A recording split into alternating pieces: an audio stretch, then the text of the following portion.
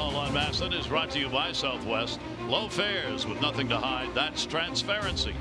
And by Royal Farms. Pick up your ROFO rewards card today at any Royal Farms to save on gas and to start earning points for free stuff. Details in store. All right, let's take a look at our game time temperature outside. As you can see, storms around, thunderstorms in fact.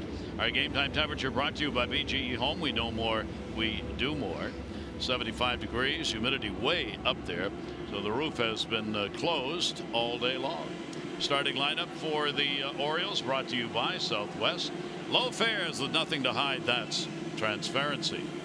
Mullins, Villar, Mancini, Jones, Davis, Nunez, Beckham, and the newest of the Orioles, John Andreoli, will get a start in left field.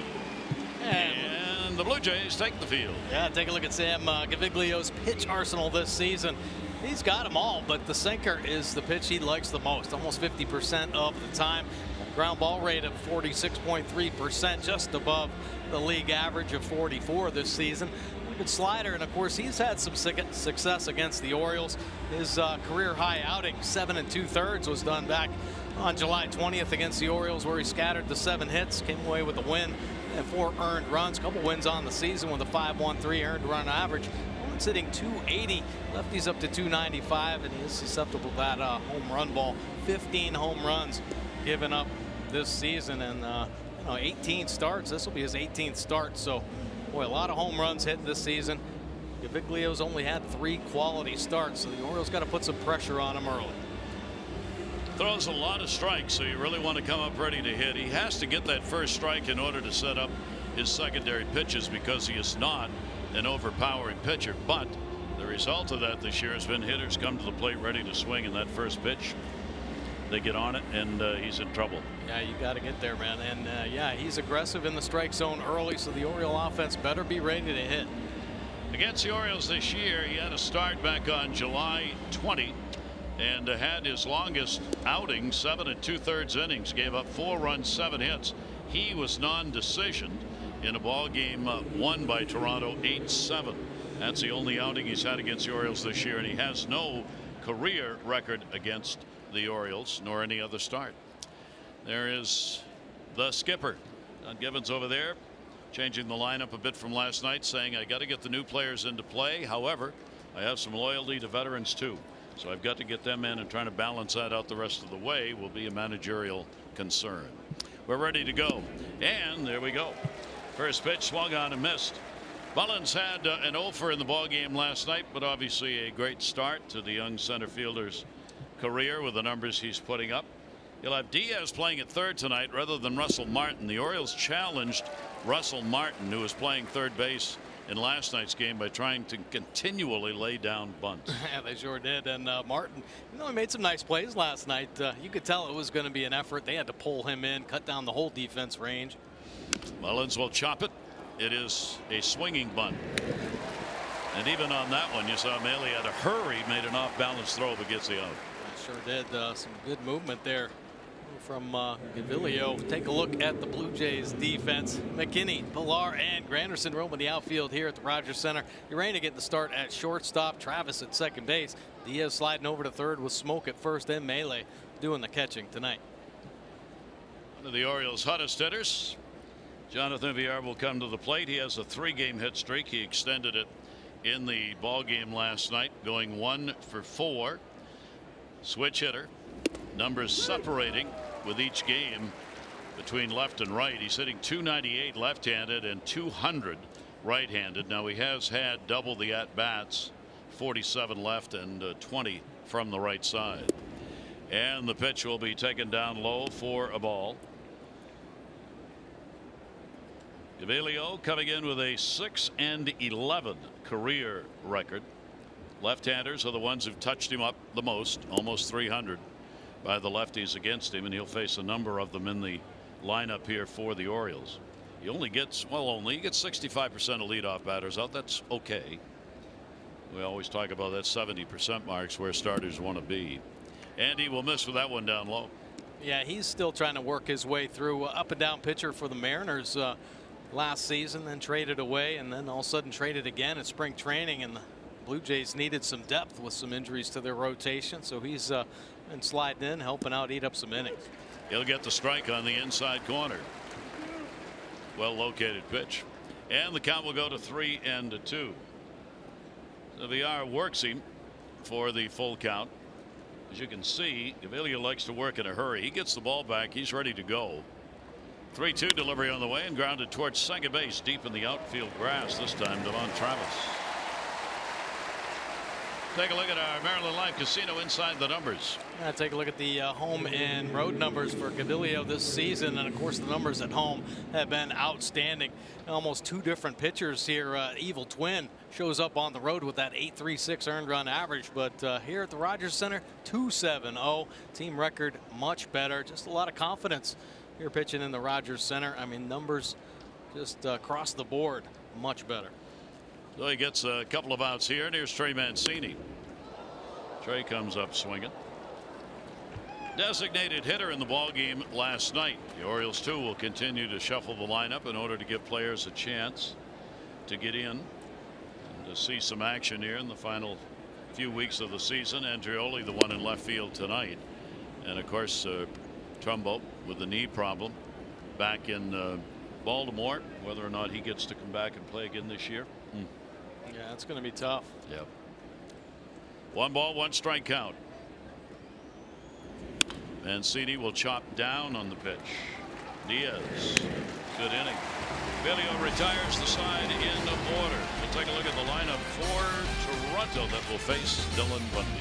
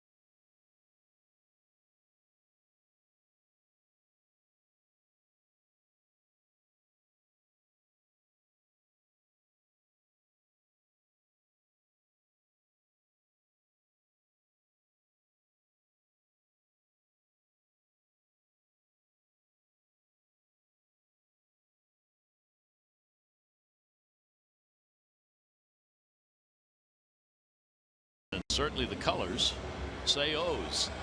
Looks like some little leaguers on hand. Yeah, that's you. All right, let's take a look at the starting lineup Bundy will face here tonight. Granderson, he'll move around from left to right tonight. Then you got Travis, Smoke, Morales, Villar, McKinney, the youngster, gets a start. Diaz, Urena, Maley doing the catching. Morales last night bombs away. 2 homers. Yeah, most of the Blue Jays hitters bombs away against the Orioles this season. Take a look at Dylan Bundy's pitch arsenal. We talked about his fastball, the command needed, the slider, by far his best pitch all season long. He may have to go to that more consistently. I'll tell you, the last few months his fastball usage has actually come down. So I think Dylan, trying to make those decisions as well, mixing up pitches. So look for him to go to those secondary offerings more often tonight. Curtis Granderson will take the pitch down low. Granderson in that leadoff spot again with the 0 for in the ball game last night. As we said, he started in left field last night. He moves to right field. This is his 100th game against the Orioles.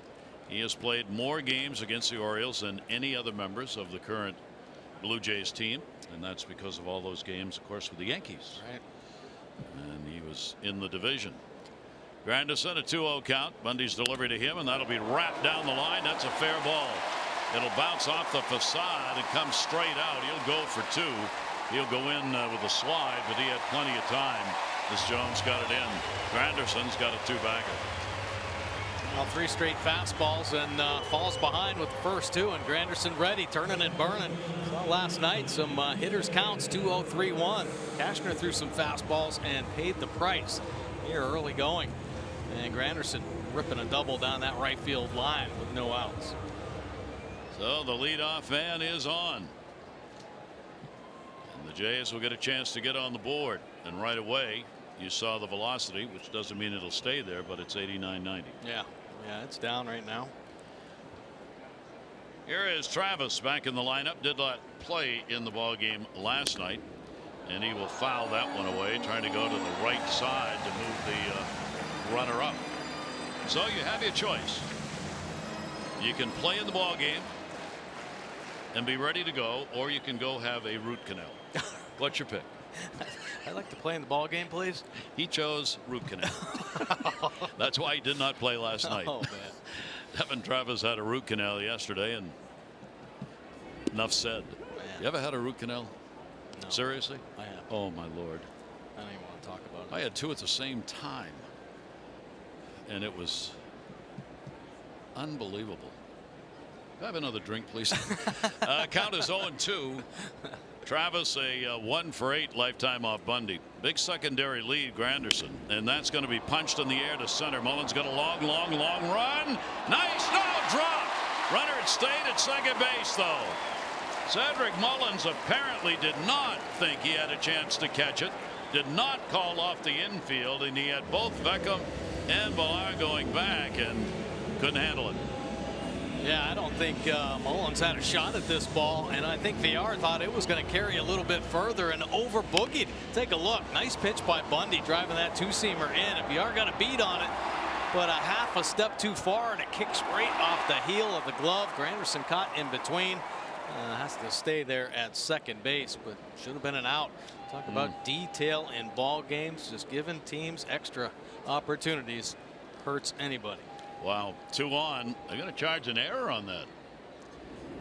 An error on the second baseman, Villar. That may get changed on a second look. Not that it shouldn't have been caught, because it should have. We'll see. But that's an error for the moment. So the Orioles, they are 3rd high in errors in the American League, and they add another one to it. 2 on, nobody out. Here is Smoke. Smoke goes down to first. Got a chance for 2. There's 1. Relay. Bundy gets back, and a big double play turn. Oh, that's a big help for Bundy here in the first inning. Yeah, huge right there. Orioles defense pretty good. A few double plays here on this road trip, and Chris Davis a nice strike to Beckham, and he gets it over to Bundy on time. Nice 3-6-1 double play here, and Bundy hitting himself out of a jam with that big double play ball. Good move by Davis. Took plenty of time. Made a good throw. So that moves the runner to third base, Granderson, but now there are 2 down. And that will bring Morales to the plate. Kendrys Morales with a 2-homer ball game last night. DH now has a 5-game hit streak. He had 4 RBIs in the ball game last night, and Morales this season now has 3 home runs and 5 RBIs against the Orioles. And Cashner on the left. I'd rather not discuss that. Yeah. 0-1 count with 2 down. Ball to the middle, and it's a base hit. Wow. So with 2 down, they get the run in. Morales now with 5 RBIs in the last 10 innings he's played against the Orioles. 1-0. Well, still challenging with that fastball. Caleb Joseph setting up and in. Not a terrible pitch, but on that inside corner, Morales turning and burning in last night's ball game for a couple of home runs. Didn't come off the bat hot, but found its way through. Little ground ball to Adam Jones to drive in the first run. So Granderson, who led it off with a double, has crossed the plate, and that's RBI number 46 for Morales. And that will bring Villar to the plate, their hottest hitter. He's got a 7-game hit streak going coming into the ball game. He had a 2 for 4 in the ball game last night with a couple of doubles in the game. Lifetime, he's had 2 hits and 12 at bats against the Orioles' Dylan Bundy. That is the 23rd run scored against Dylan Bundy in the first inning of ball games this year. 23 first inning runs in this his 24th start. Yeah, it's been tough. Yeah, falling behind the 8-ball right from the get-go. Dylan Bundy, long ball problems in the first inning as well. Morales not being held at first, slow of foot, swing and a miss. That's the off-speed delivery. Yeah, a couple back-to-back. Nice pitches right there to get into this count. Oh, the count will go to 1-2. Villar has the highest batting average of any Toronto player regular against the Orioles this year, hitting .419 against the O's. 1-2 delivery on the way. Villar will reach for that one. Goes to left center field. Cedric Mullins, look out, called off on it. Andreoli, the left fielder, put it away. Unfortunately, no collision. A run in. Jays up.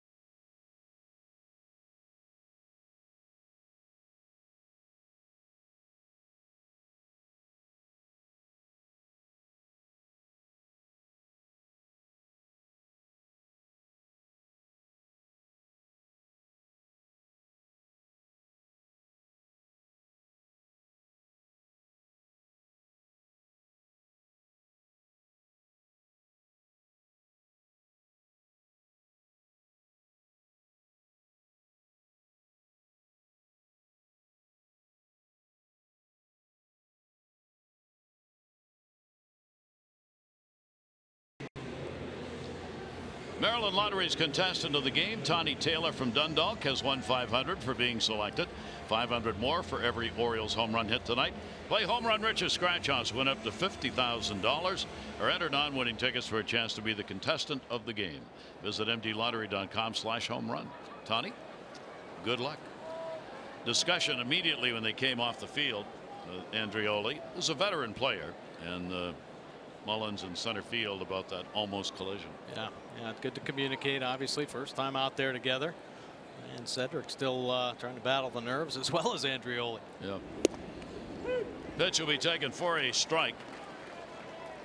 So Toronto gets a run in. The Orioles, as we said, have not won a ball game here this year. They are 0-8 in Toronto. They've been outscored 62-33 in games that have been played here, even though there have been a number of one-run extra inning games. Yeah, a few extra inning games, 4 one-run games here at the Rogers Center. Pitch will be taken away. Adam Jones. Adam with an offer, returning off the bereavement list for the ball game last night, batting in the cleanup spot now for the Orioles, and a 1-ball 2-strike count on him. A lot of shuffling in the lineup, both in names and in positions in the lineup for the rest of the way. That's going to be a base hit the other way. He muscled that one into right field, and Adam has had a number of those opposite field hits this year. Yeah, he sure has. Just a nice job pulling the hands inside the baseball. Adam's done that more this season than he has any other. Maybe feeling that trying to hit home runs might be taking its toll on the body. So a very controlled swing all season long, and Adam's really been swinging the bat well since the break. Very consistent all year. So Adam Jones picks up the Orioles' first hit. That'll bring Chris Davis to the plate back at first base, as you saw on the double play he started. 1 for 4 against Gaviglio, and that was a home run. And the pitch, an off-speed breaking ball, will be taken inside. Works out of the stretch. Big shift on behind him. Third base line completely open. Diaz, the shortstop, way over He's the third baseman, but he's way over in the shortstop hole. 1-0 delivery on the way, and that'll be up and away. And take a look at the StatCast AI powered by AWS, and Chris Davis, big pole hitter. Bulk of his hits coming to that right side, so everybody sucked over this Blue Jays defense. Diaz responsible for a lot of territory over there on the left side. 2-0 count. They're holding the runner at first base, and the pitch will be taken up high at 87 miles an hour. So Davis ahead on the count, 3-0. Chris to be followed by Nunez. Toronto, they are 8-11 here in the month of August. Orioles have gone 5-13. 3-0 pitch that will be on the inside corner. Good location. 3-1. Davis are going to take it all the way. Yeah, getting some pretty good movement on his two-seam fastball, and you can see that it's not overpowering. He's just got to move it around, and right there, the effort to pitch down in the zone and outside, back inside, top of the zone, all with the heater. 3-ball, 1-strike delivery, and that's the same place and the same call. Again, he lays it in at 88 miles an hour on that inside corner, 3-2. Yeah, gets some good movement. Starts it off right at Chris Davis's belt buckle, and just working back over, catching the inner third. So 3-2 Davis with Adam Jones edging off over there at first base. Full count delivery on the way, and that'll be in on the fists again. So he's staying inside, trying to stay away from the power as he works down and into him. Well, and he's making good pitches. It's either right on that inside corner on the inner third or just off right there, and that may help open up the outer edge for some soft stuff. Villar has given up the 6 home runs to the left-handers, 9 to right-handers. 3-2. Adam not running on the last one, with Chris striking out so much. That's why he didn't run. 1 down. A pretty good breaking ball right there. And take a look, calling for it in the bottom of the zone, and it stays on the plate until the end. And Davis just swinging over the top, 6 miles an hour slower than that fastball, so getting him out in front as well. Averages just under a strikeout per inning pitched for the Toronto starter. 84 strikeouts in 88 innings. Dylan Bundy just the other way around, a little over the strikeout per inning pitched. Renato Nunez, third baseman for the Orioles, pitch on the inside corner to him. 1 for 4 with a long ball in the ball game last night. He really tore into one. Got his 3rd home run in the 6th inning, leading off. Nunez has come alive with the Orioles. 0-1 the count. And a swing and a foul tip. How about these numbers? Pretty impressive, right? First 30 games, of course, came up with the Oakland A's a few years ago. He's only 22 years old. So a couple stints with them, and then on to Texas. But the last 25 games with the O's, just a little bit more maturity, more experience at this level. 279 batting average. Talked about his home runs, but I like the fact that he's stripping at 9 doubles, got a couple homers, but he's taking more walks right now, seeing the ball very well, quiet in the box, and every coach talks about he's just working harder, making himself better. Knew it. That was a strike on the outside corner, really well located again, and 2 strikeouts in a row. Well, very comfortable with this 2-seam fastball. Now he's working at both sides of the plate, and that's the same type of pitch he threw to Chris Davis. Starting it off at, if Davis was in there, his belt buckle, and it works back over that inner third. Nunez giving up as it comes back. So after the leadoff single, Adam Jones, there are 2 down. Adam's still over there at first base. And here is Tim Beckham. Beckham's had a 1 for 5 off Gaviglio, and that was a home run. Infield shaded, not entirely pulled. That's to the hole. That's going to be a base hit. Seeing eye single that time between Diaz and Urena at short. Had a couple of hops on it, but enough juice to get out there. Yeah, sure did. Maybe the little top spin. I think that final hop helped it shoot through this infield. And you're going to see a lot of ground balls, and he's gotten a lot of ground balls. It's a matter of finding some holes right now or get him elevated.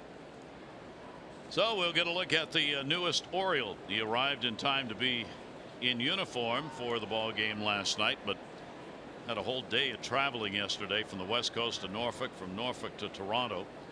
and they got here just before game time, so Buck Showalter said he needs time just to breathe, so left him on the bench last night.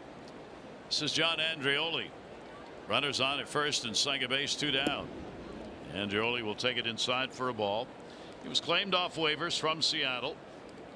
Recalled, as we said yesterday, played in 3 games with the Mariners this year. Made his debut on May 23 against Oakland. Most of the time AAA, 89 games. He hit .287, 3 home runs, 36 RBIs, 54 runs scored, and he will foul that one off. Yeah, so a lot of experience at the AAA level, where he's got some pretty respectable numbers, and I think something that the Orioles are starting to target here. Some of the players, younger players they've called up and acquired, have speed, a little more athleticism. This young man, 371 on base percentage in 4 years in AAA. I think that's a pretty good number right there. And you talked about his speed, 121 stolen bases in those 4 years at AAA. Now again, this is not a young player. He is 28 years old. He has been in pro ball since 2011 and signed as a free agent this year by Seattle. He's out of Shrewsbury, Mass. Went to the University of Connecticut, where he played 3 years of college ball before being selected by the Chicago Cubs, 17th round. He'll punch that one down the line and right, and that will be a souvenir. Yeah, just looking for opportunities, right? So you know, here's a player, I think for probably a lot of time considered a 4A type player, maybe a little fringy defensively, but if he can get on base, have some good ABs for this team, I mean, that's what they're looking for, some depth and some players that can do some different things on the baseball field. The Orioles relying on that long ball for a number of years now, and always in the hunt for somebody with some on base percentage, somebody to get on base. A lot of solo home runs for the Orioles this year, and they're playing for that 3-run home run. First and second, there are 2 down. The Orioles went 1 for 7 with runners in scoring position last night. They ended up leaving 8 on base, and they paid a price. Early in the ball game, the Orioles had 7 runners stranded in the first 4 innings. They had the early lead 1-0, but could not maintain it. 2-2 delivery on the way, and that's up the middle, hits the pitcher. Play is going to be at first base and not in time. Urena playing the ricochet. We'll have to take a look and see where that hit. Gavilio doesn't appear to be limping at all. It'll be an infield hit. Man, he was flying down the line because he smokes this ball like right off the heel of Gavilio, and that's in a hurry. So he's not even out of the box, and it's heading to the shortstop, Urena. Urena barehands this ball, takes a little step, and bang, bang. That's some serious speed going down the first baseline. So the Orioles have loaded them up. Base is loaded. They're trailing 1-0. There are 2 down. And Caleb Joseph will stand in. Caleb picked up an RBI with a double in the 8th inning of the ball game last night, scoring the or driving in the 3rd run for the Orioles. Gavilio's pitch will be in there for a strike. So there are the runners, Jones, Beckham, and Andreoli. And here's another case where if the Orioles come away with a big hit here, you can do some damage. Yes. Everybody will be running on contact. Outfield straight away. Infield can play back. In the air, center field, and he gets the base hit. That'll bring one in, and only one. They've caught him off third base. They don't make the throw. Villar's throw was a good one, cut off. And Beckham had come a long way around, and I thought Maley might try and get him. A run scores, and the Orioles have tied it up. Oh, a nice piece of hit. Nice inning for the Oriole offense right here. Clean single back through the box. Pilar's got a nice look at it. Good speed, and he closes in on that ball in a hurry. Strong arm out center field as well. Great base running. You love the idea of wanting to take a little bit more. Beckham coming down and hustling on back in. So the Orioles will keep the bases loaded. And here is Cedric Mullins. Orioles tie the ball game up. Joseph with the RBI, number 16 on the year, and the pitch taken away for a ball. Mullins grounded out, a little chopper right in front of the plate. Maley, the catcher, picked it up and threw him out. So the Orioles get it tied up on hit number 4 as they're going station to station here in the 2nd inning. Pitch on the way. That's going to go to short. Force play at second, and that's where it's made. Urena able to get it. Orioles will leave the bases loaded. They will pick up a run on 4 hits and tie the ball game up at 1.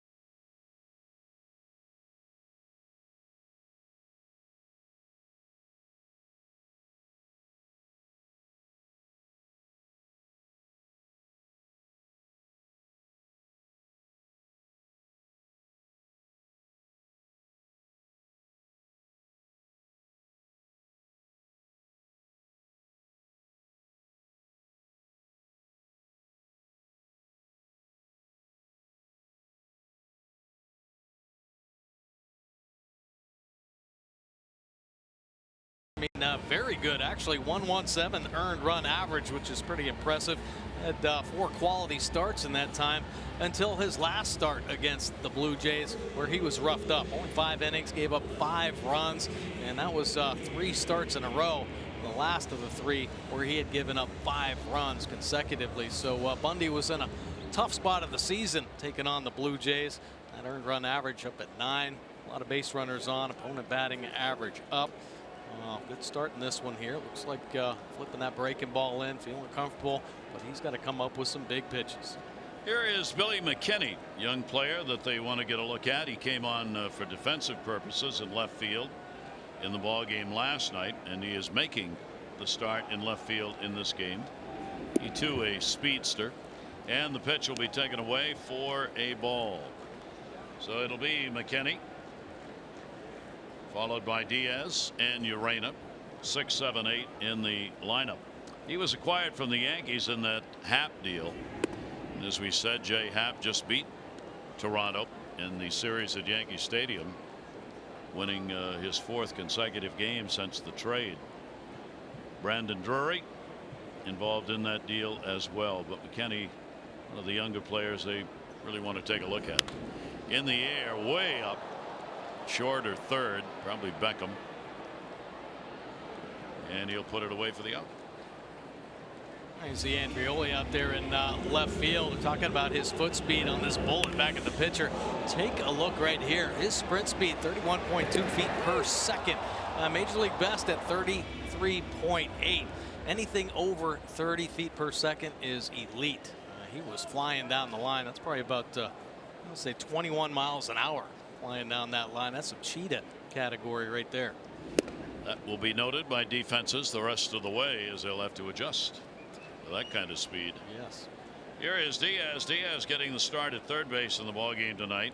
1 for 3 in the game last night. And the bouncer will come off the plate. Dylan Bundy, the numbers that jump out at you, the average by the left-handers at 307. Last year it was 261. That is a huge difference. Right-handers almost exactly the same. The lefties have done a number on him.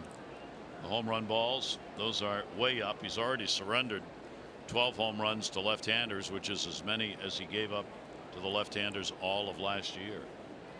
Yeah, no change up this season. I don't know what happened to it. One in the air, left center field, off the end of the bat. Diaz way back of the wall, little roll man up, and goodbye. Home run.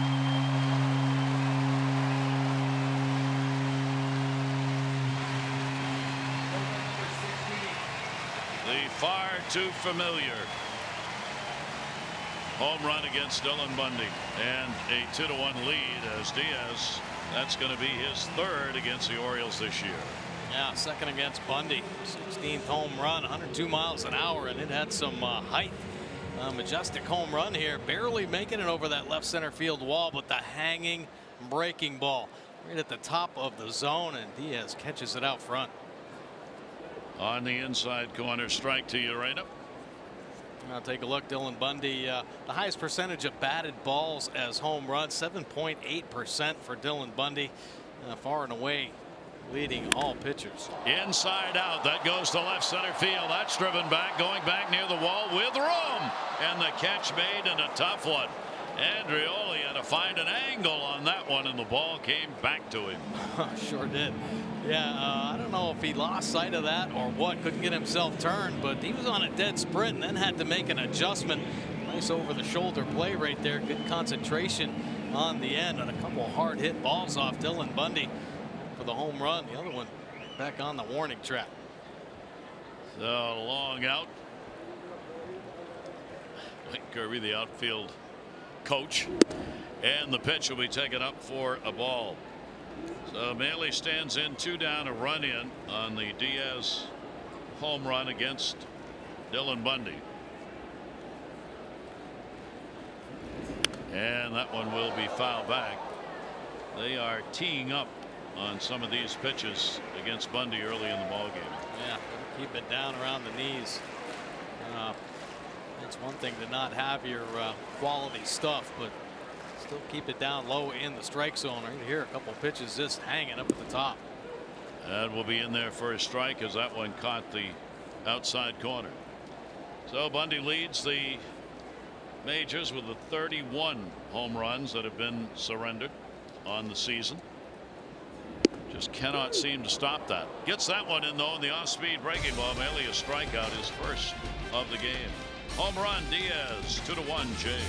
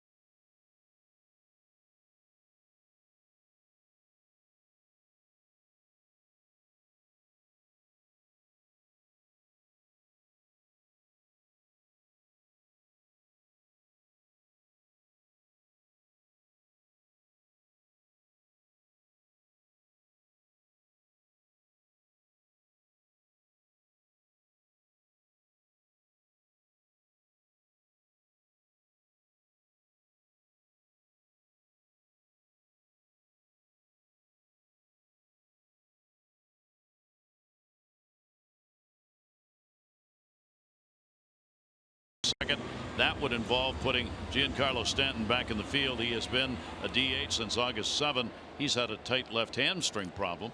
And for the Red Sox, Christian Vasquez, the fractured pinky, he's in a race against the clock to get back. Their catcher performing baseball activities. They hope he can progress to hitting pitch balls in the cage by the end of the week. Last appeared July 7 against Kansas City.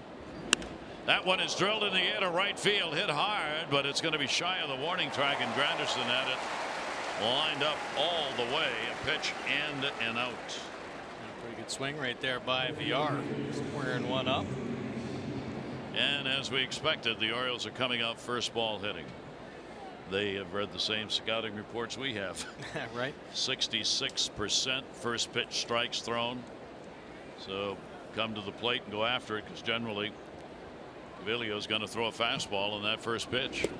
That one is going to be at the knees for his strike. Mancini grounded out his first time up. Oh, you'd like, though, I think in that situation, a long inning for Dylan Bundy, and he's had some problems. Give him a little extra rest. Trey with a .282 average for the month of August, the dramatic improvement that he has had since the All-Star break. Continues to be tied for the lead in the ball club with 20 hits. He and Nunez in the month of August. 1 ball, 1 strike delivery to him. Jam shot. That one really rode up and in on him. 1 and 2. Yeah, he's not afraid to get it in there, both the lefties and righties, and right now that's a big reason why he's having some early success here against the Orioles, letting that two-seamer work. Gavilio acquired from the Royals back on March 21st. Chopper. He's going to run it out, but it will stay foul. Adam Jones was testing those lines today, laying down some bunts during batting practice. There's very little curvature at all, either on the carpet or even if you bunt it in the dirt, it stays true. It just kept rolling and doesn't go right or left. Huh. You get a pretty straight bunt on it. There's not much there that's going to move the ball into foul territory. Yeah, a lot of times teams will inform the grounds crew, depending on what they have. You know, if it's a fast team, they'll tip it in a little bit, try to keep those fair. Absolutely. Yeah. And if your defense at the corners isn't all that good, you put a little highway curve in it. Yeah. Absolutely. So everything put a rolls. Pile of dirt in front of third base. That too. That too. 2 ball, 2 strike count here with 1 down. All those great tricks. You don't hear much about that anymore, but days gone by in baseball, the grounds crew had a lot to do with home field advantage. Guys who could lay down bunts. You'd see piles of dirt in front of home plate. Oh, yeah. Where they could put a ball down, it would deaden Soften it up. Soften it up a little bit. Yeah. Yeah, most generally you'll see managers or coaches before ball games come out, roll balls down the line to see if there's anything going on. Yep. Check the depth of the dirt in front of home plate. Yeah. 2 ball, 2 strike count of Mancini. Adam Jones waiting on deck. That one again on the fist. That one may fall in, and he's got a base hit. Just enough to get it out of the reach of Travis, and a single with 1 away. Well, proof again, you put it in play and good things will happen. A good pitch right here, riding in on the hands, and Mancini doing all he can. Finds a bat and gets just enough as it nestles in just over the head of Travis. He'll take the base hit, and the Orioles here in the 3rd inning will get Adam Jones up with a runner on. Adam got a base hit and scored in the 2nd. Caleb Joseph brought him in with a bases loaded single. 1 down. Move the infield a bit, playing him to pull, but not in the big shift. Adam will pop it up in the air. Another one of those Bermuda Triangle shots. This time it stays up long enough. Travis goes back to get it. 2 down. Now the Orioles are going to be hosting the Yankees. They're coming to town this weekend. On Friday, enjoy the final Friday fireworks and music of the season, featuring singer-songwriter Tina Parole. After the game, Tina will be performing a collection of songs from the field, followed by the spectacular fireworks display for all fans to enjoy. For tickets, Orioles.com. Don't forget, single game Friday at 7, doubleheader, split doubleheader Saturday 1 and 8. 1 and 7, sorry, 1 and 7. Some good turnouts for those Friday concerts and fireworks. Yes, it's been true all season long at the ballpark. Friday games.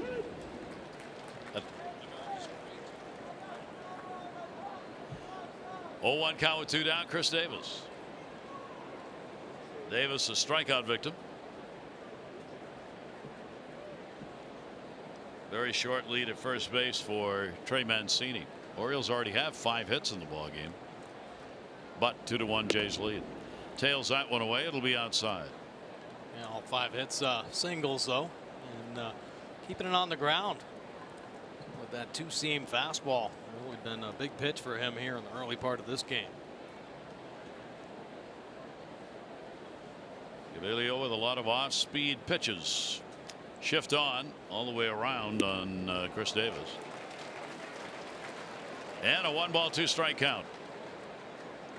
Don't forget tomorrow's ball game to wrap up this series. 12:30. Be on the air at 12 on Masson. Owes extra. David Hess 2-7 makes the start for the Orioles. Thomas Pannone will make the start for Toronto. And that one's going to bounce. Runner stays. Maile able to hold it out in front. It's kind of a tough time for Maile behind the plate, not physically catching, but this is someone who's tried to make his mark. Been the backup catcher. Russell Martin had done a lot of the starting work. And now you got their young catcher, Jansen, who played last night, will play again probably tomorrow. He's going to get a lot of start time. Jansen's the one they're looking to be the catcher of the future. Right. And Maile's doing, according to John Gibbons before the game tonight, Maile's doing a lot of work with him. Youngster on the left there that is learning the ropes here at the major league level. 2-2 delivery on the way and got him. Called strike. Orioles will get no runs on 1 hit, no errors. They will leave 1 on base. Toronto up by 1.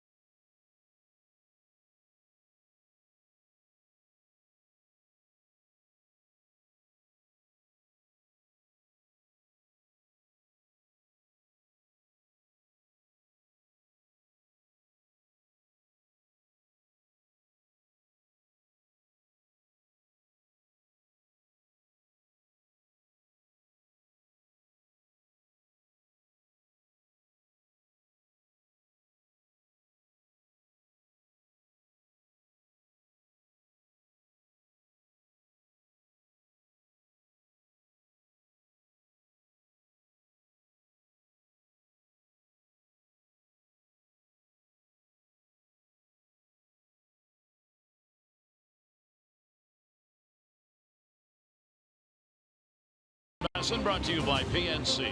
Make today the day. By Chesapeake Employers Insurance, Maryland's largest writer of workers' compensation insurance. And by the University of Maryland Medical Center. Be a part of something greater. 28,000 plus on hand probably tonight. Expected. Looks like it might be a little smaller. They had 25,000 plus in the ballpark last night. Dylan Bundy. And the pitch taken down low. Curtis Granderson started the ball game out with a double and scored on the RBI by Morales. That was an earned run, by the way, in the first inning, even though the Orioles did have an error in the inning. Came back inside and will miss with that at 84 miles an hour, and the ball gets away from Dylan, so we'll get a new one. There's a lot of frustration going on right now for the Orioles starter. Yeah, you got that right. I think that was a little change up right there, and hasn't thrown one for a strike yet in this ball game. And it's unfortunate because that is such a good pitch for Dylan Bundy. There it is right there. Came right back with it. Oh, nice one. He's had problems with the pitch all season long. We talked about it in the open, that the curveball change up, the numbers down, batting average numbers up. That's going to be a base hit. 85-mile-an-hour pitch. That was the fastest pitch he threw in that at-bat to Granderson. Granderson's 2 for 2. Orioles host the Yankees this weekend, including the separate admission doubleheader Saturday. Each of the 4 games in this series, fans are encouraged to bring non-perishable food items and cash donations to the park to benefit the Maryland Food Bank. As part of the 32nd annual Orioles Reach Food and Funds Drive, it's presented by Masson, WJZ-TV, and Pompeii and Olive Oil. For tickets, visit Orioles.com. Hope you will contribute. Always a great cause. Fans always very giving for the food drive at the ballpark. Curtis Granderson 2 for 2 in the ball game. Granderson Believe it or not, with all the numbers we've talked about, Granderson actually leads Toronto this year in runs batted in against the Orioles. 10. We talk about Villar and Richard and all those guys. He's the one who's been out there kind of a little bit unnoticed, and he's hitting against the Orioles at over 310 now on the year, the veteran. A few home runs as well. Big time damage. Leadoff man on 2 of the 3 innings, both times Granderson. Bundy at 66% on the year, retiring leadoff batters. Travis reached on an error his first time up. Concerned about Granderson? Well, maybe for nothing else, potential hit and run with Travis. I know Devin Travis always loved his bat, some good bat control guy. I'd love for him to be that number 2 hitter. That's going to go to short. Beckham's got it. There's one relay. They are over to first base, and they got that one. That ball was stung just right. Did not have to hurry the double play. Well, there you go. Bundy making a big pitch, and the defense in a good spot when he needs it. Elevated pitch and a line drive, 1 hopper. Nice job by Beckham with the backhand, and he does know the pace of that ball, so takes his time. Nice double play there. The Oriole defense, couple already in this game. So 2 down. That'll bring Smoke to the plate. The other double play, 3-6-1 he hit into. And the pitch will be taken on the inside corner for a strike. Toronto here at home this year, they've gone 30-32, trying to get to 500 at home. They're 56-69 overall, 3 games behind the pace that they had last year. The Orioles 37-88. 0-2 count with 2 down. Shift on. There's that good changeup he wants to throw. He got it in there. Bundy will get the strikeout. So only 3 batters faced. No runs a hit. Nobody left on.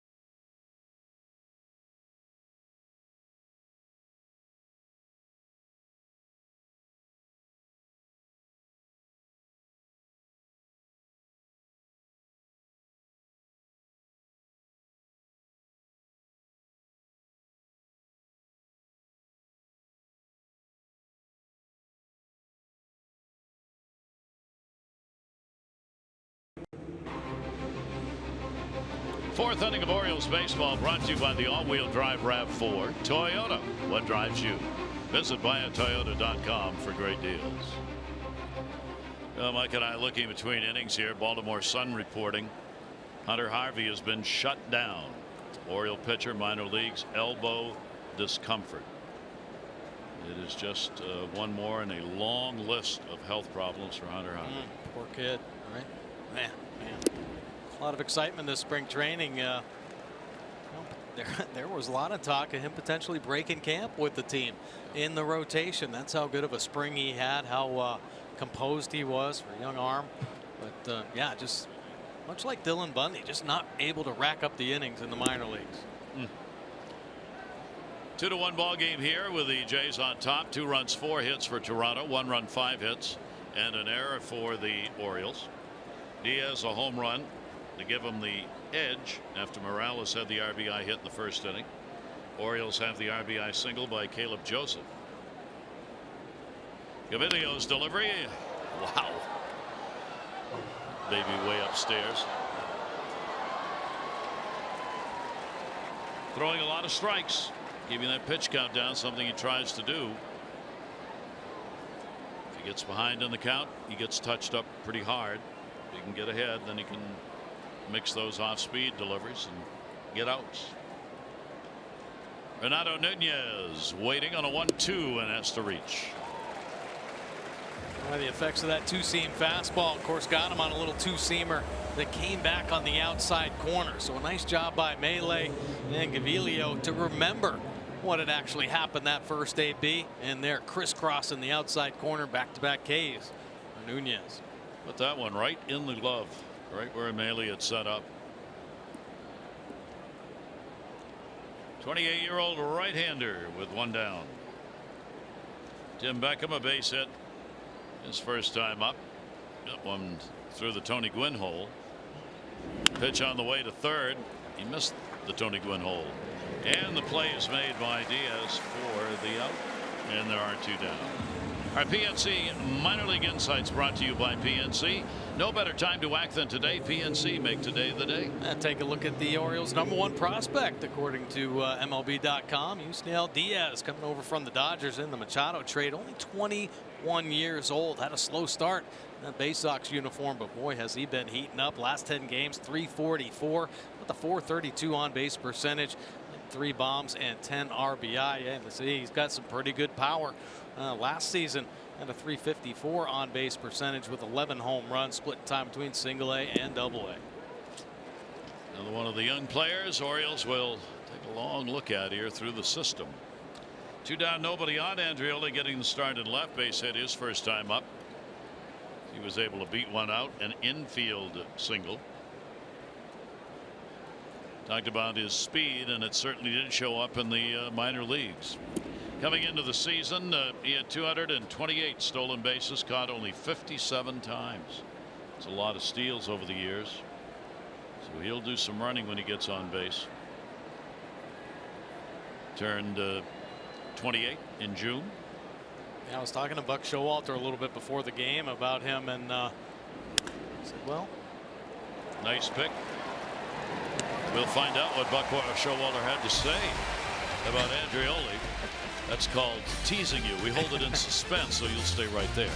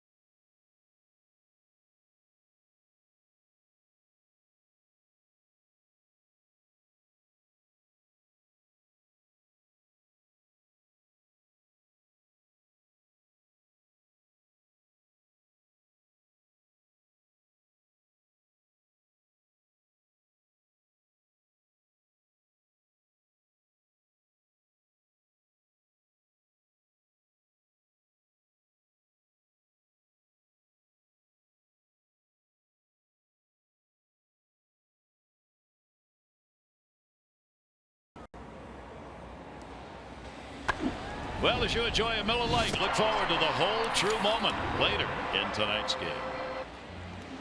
Now we continue the adventures of Andreoli.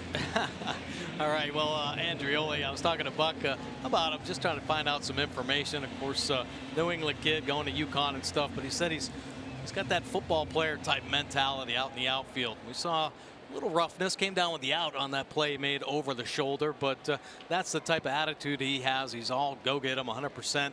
Saw him flying down the base path, so You like to see that kind of fearless attitude in a baseball player. And the Oriole fans will get a chance to watch him here the rest of the way. Pitch taken down low. Morales up. Kendrys Morales, more damage. RBI base hit. First inning. Morales now has had 3 hits, 14 at bats, lifetime against Bundy. Taking on the first 2, refusing to go after those 2 off-speed deliveries. Villar and then McKinney will be due up. Toronto bats here in the 4th inning. Bundy's delivery to him, and that's going to miss outside. Morales acting like he knows before the ball's released it's not going to be a strike. Hey, be careful now. You know, they've been talking here at the Rogers Center about some, giving sides away. Could be. That is in there for a strike.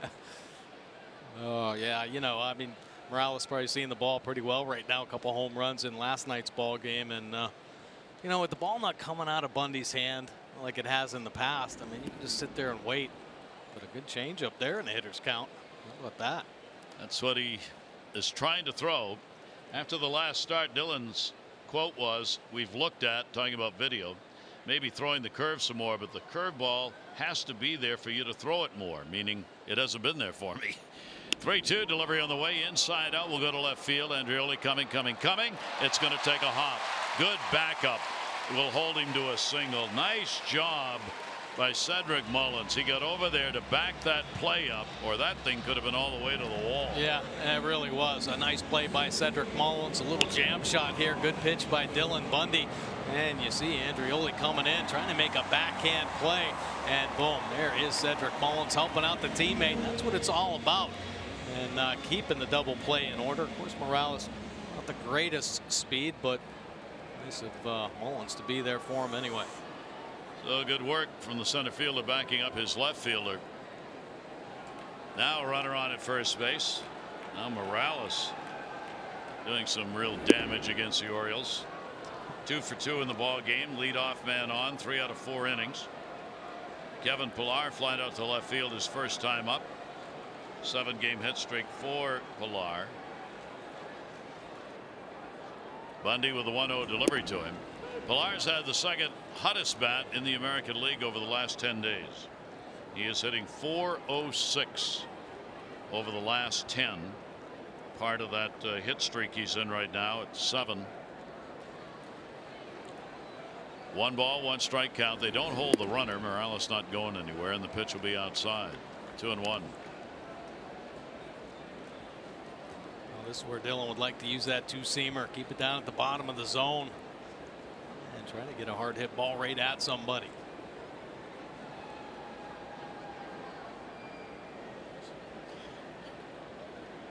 Two-one delivery on the way to him, and that's outside. Nice block right there by Caleb Joseph.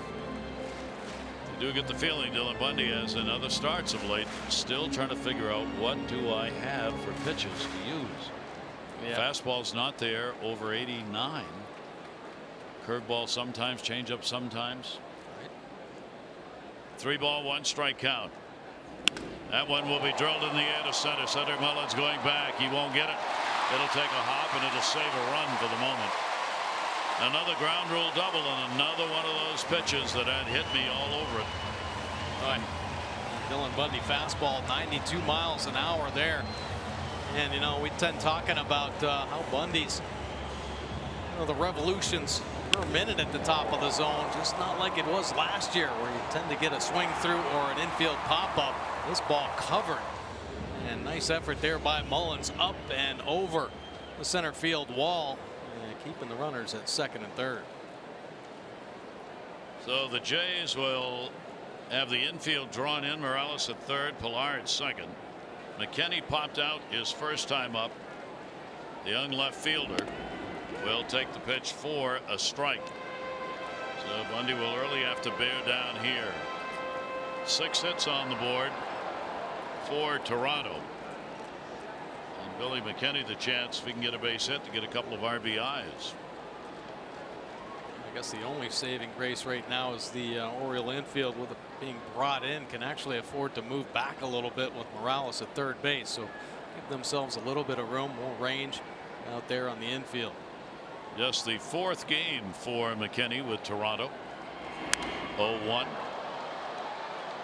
He's had a couple of RBIs. Looking for his first extra base hit in a Toronto uniform.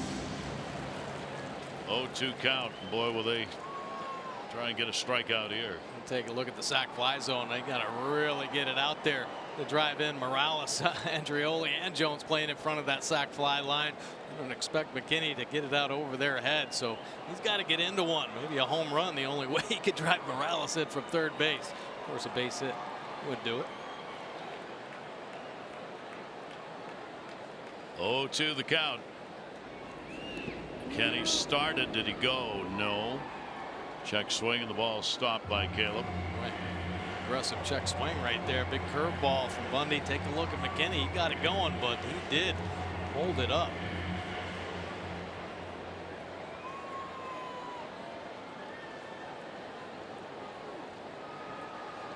Runners, decent leads at second and third base. Morales the lead runner. McKinney out of Dallas, Texas, about to turn 24 years old in 2 days. Takes the pitch up high. Kenny, another guy who spent a lot of time in the minors, been there since 2013, and now gets a shot at the major league level. Yankees organization. 2-ball, 2-strike count. Infield stays halfway. McKinney lifts it more than halfway. That's going to fall in. That'll be a base hit down the line. Morales will score. Villar will score. It'll be a long single. Good play in by Adam Jones. 2 RBIs and a 4-1 Toronto lead. Well, McKinney having a good bat right there off Dylan Bundy, and does find some outfield grass. Staying on the breaking ball. Just didn't quite finish at the bottom of the zone, so he smokes one on the right field line. Adam Jones, really a nice job getting it back into second base. If he makes that throw home, Villar scores easily, and McKinney hustles into second. So keeping the double play in order. Smart baseball play. So McKinney comes through. 4 RBIs now for the Jays. He's on. Still nobody out. Diaz, the home run, came in the first at bat of the ball game for him, and the pitch will be on the inside corner for a strike. Diaz now with the 2 for 4 off Bundy. 2 for 5, sorry, and both of the hits against Dylan Bundy by Diaz have been home runs.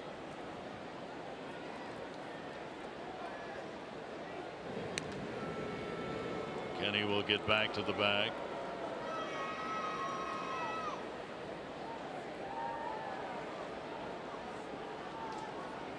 So far, a tough 4 innings for Dylan Bundy. Swing and a miss. That one at 91.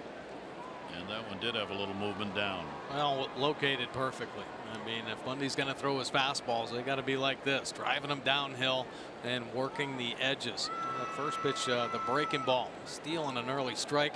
Now full advantage. See if he's got that put away slider right here.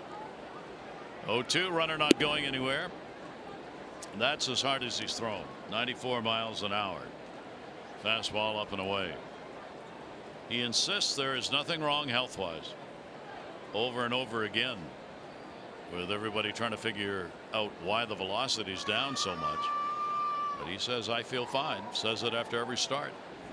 1-2 delivery. Protected on that one, so he went from 94 to 81. Yeah, not a bad breaking ball, though. Located pretty well. So Bundy's got to do that. He's got to change his speeds. He's got to keep hitters off balance, in between, guessing, and be more of that contact type pitcher. But they've got to be quality pitches to get that weak contact. The pitches he's made up in the zone, danger zone up there. Count is 1-2. McKinney being held by Davis. And it'll be foul back again. That time at 93. This is where early on we saw Dylan Bundy. This is where he'd throw that fastball that just exploded at the plate and he'd get a strike. Absolutely. Right up through the top of the strike zone. A little extra life up there. Carry on the fastball. A hard time finding it right now. Count stays at 1-2.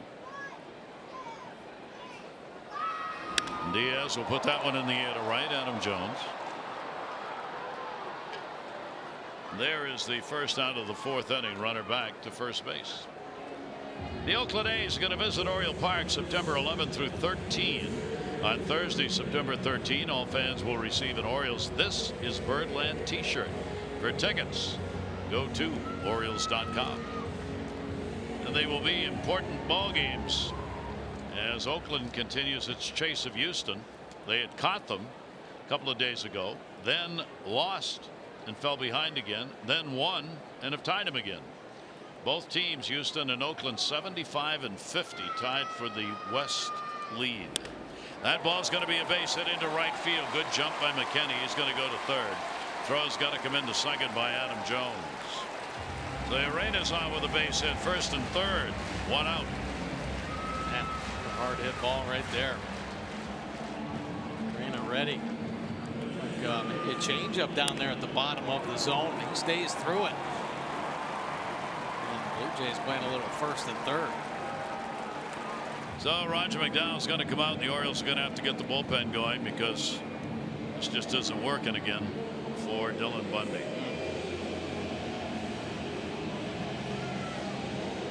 One of the great mysteries this season, not just for the Orioles, but in baseball, because Dylan Bundy was expected to come into this season as an overpowering strength pitcher, and nobody has an answer as to what happened. Well, he had a solid spring and really started off the season well, and all of a sudden he had that little injury that set him back. Had the groin problem that he never let on to, just kind of tried to pitch through it. He had a stretch of 4 or 5 games where he was just getting tattooed. You see Meissner down there in the O's bullpen. And then he had a nice little stretch, 3 or 4 games where it looked like he had Dylan Bundy back. More life on his pitches. And then he tweaked his ankle down in Atlanta, and he has not been the same since. No, he really hasn't. No. So first and third, only one away. Maile at the plate, and he'll take the pitch on the inside corner. The progression is pretty obvious when you check the ERA. Began the year 5 starts, 1.4. In June, 1.98. Then he got to July, 8.33. And it's continued to go up. Swing and a miss. The off-speed delivery, a good one. Breaking ball. Got him to chase. Count goes to 0-2. Yeah, that's a beauty there. That's how you finish a breaking ball. Stayed in the strike zone until the bitter end and finished hard down and out of the zone.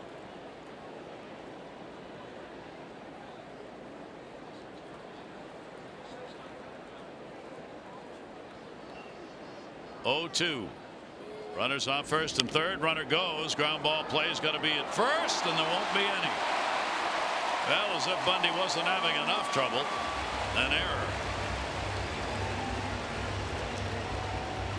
Yeah, that's when it gets frustrating, right? Dylan Bundy fighting and clawing, doing anything he can, trying to find a way. Gets that ground ball he wants, and Nunez lets it get a little too deep, actually catching it behind him. Take a look. Maybe a different kind of funky kick there. That second or third hop. Didn't catch it out in front. The inning continues for Bundy. Second error the Orioles have committed in the ball game. That one should have been at least 1 out, and only one. The only chance they had was at first base. Runner was going on contact, so a 5-1 lead. And here's Curtis Granderson. Urena now down at second base. Maile on at first. And Granderson will take the pitch inside. Granderson's already 2 for 2. Double, single, and a run scored. He's got 3 hits in 7 at bats lifetime against Dylan Bundy. 8 hits on the board for Toronto. 1-0 delivery to him, and that's going to miss. And the count goes to 2-0. And about at the end of the line here for Dylan as the pitch count climbs. Needs that double play ground ball right here with 1 out. 2-0 delivery on the way. Granderson will take it outside. Yeah. Of course, with Granderson, a couple knocks and the numbers you talked about, 10 RBIs. Bundy being careful for sure. Maile is credited with an RBI, by the way, on the error committed. believing the run would have scored, error or no error. So Maile gets his 27th run batted in. Bundy will step off. 3-0 count. Runners off first and second base. Granderson, green light, popped it up. Third base. Infield fly rule. Nunez puts it away. Runners stay at first and second, so Granderson had the green light after getting ahead 3-0. Boy, he a good rip at it as well. Fortunately, just up above the belt right there. Granderson trying to hit it up in the third deck, just a hair big on that swing. So the Jays 2 for 5 with runners in scoring position so far, and Devin Travis gets a shot. He reached on an error and hit into a double play. Infield can back all the way up, now needing only to get the 1 out. So consecutive hits, single, double, single to start the inning. Then Urena picked up the base hit, the error on Maile's ground ball, and 3 runs in here in the 4th inning. 0-1 delivery on the way. These are extra pitches having to be thrown because of the error. Should be inning over. 0-2. Now think about the amount of extra pitches that the Oriole pitchers have had to throw this year. Oriole defense been shoddy, to say the least, all season long. Very inconsistent, and they've made mistakes to help pitchers throw more even without errors on the board, whether it be a missed tag or taking a throw wrong. Don't know what he was looking for there, but he watched that one, which was a strike. Bundy gets the strikeout, but Toronto gets 3 runs and a 5-1 lead.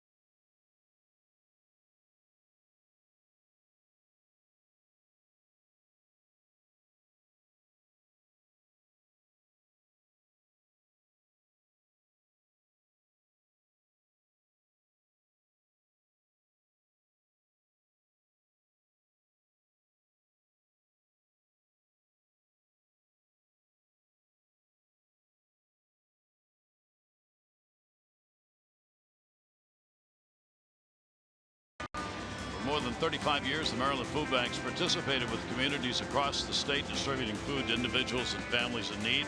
Maryland Food Bank currently distributes more than 102,000 meals per day, more than 37 million annually.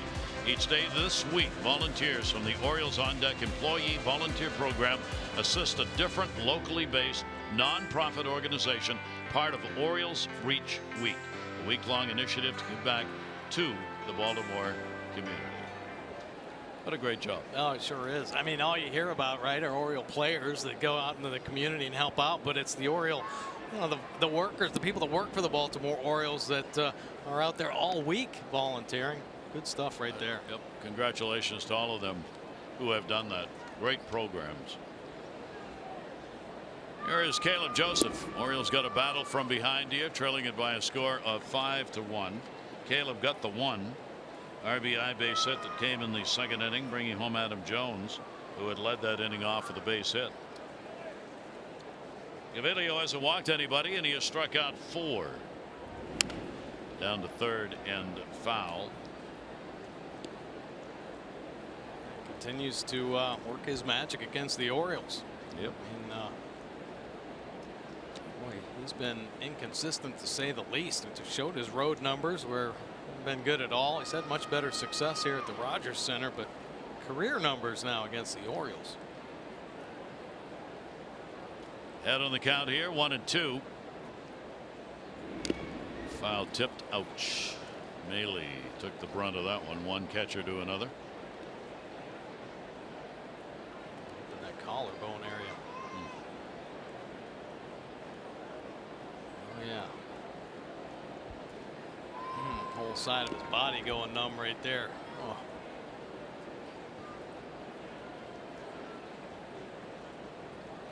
One ball, two strike count. So Maley will try and regroup.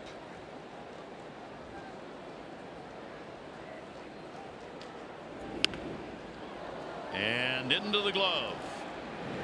A little off balance, but he got himself righted enough to make the play. So he defends his position against Caleb Joseph. AT&T achieving more. How about Cedric Mullins this season? 11 games. He's been achieving more. 324, 6 extra base hits to get the 5 doubles and a home run. Of course, he picked up that big home run up in Cleveland on this road trip. 3 RBIs, 7 runs. Slugging at that 541 clip. Leadoff man retired. Cedric Mullins at the plate. 0 for 2 in the ball game.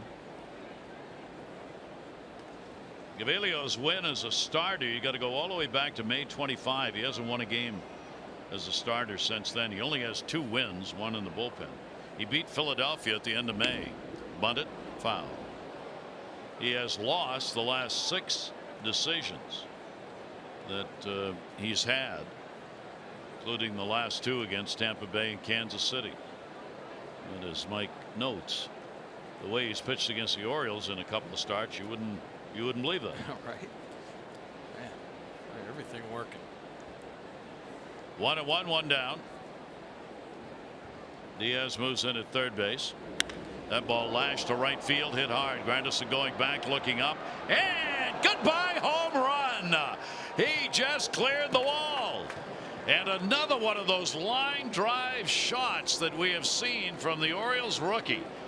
The home runs that he has hit here on this road trip, one in Cleveland and one here, have both had some exit velocity to them. Yeah, well, his swing is so efficient.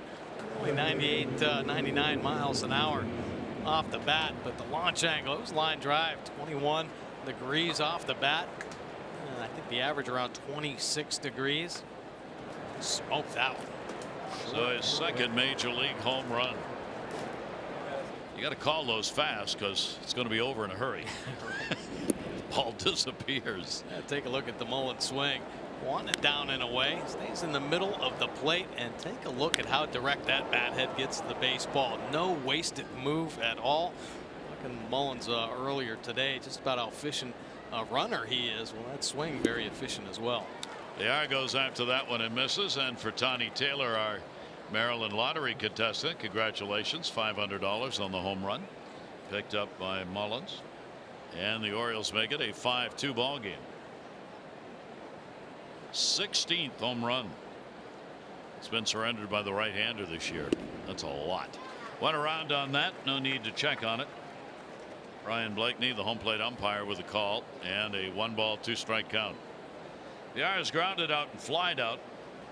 Comes in with a 3-game hit streak into this ball game.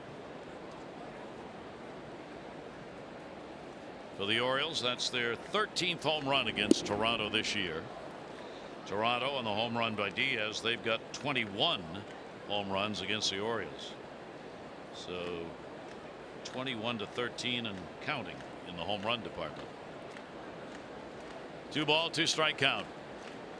Jonathan Villar with 1 down, tops it. It's going to be a tough play. Travis sliding head first, but out.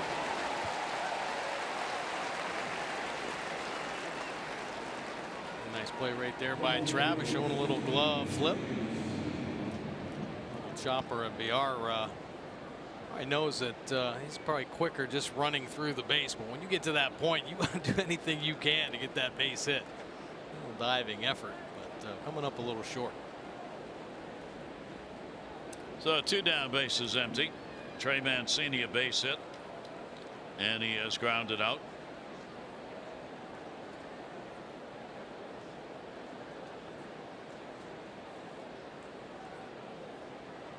Gavelio's delivery on the way, and that'll be fisted in the air to first. Smoke is there to put it away.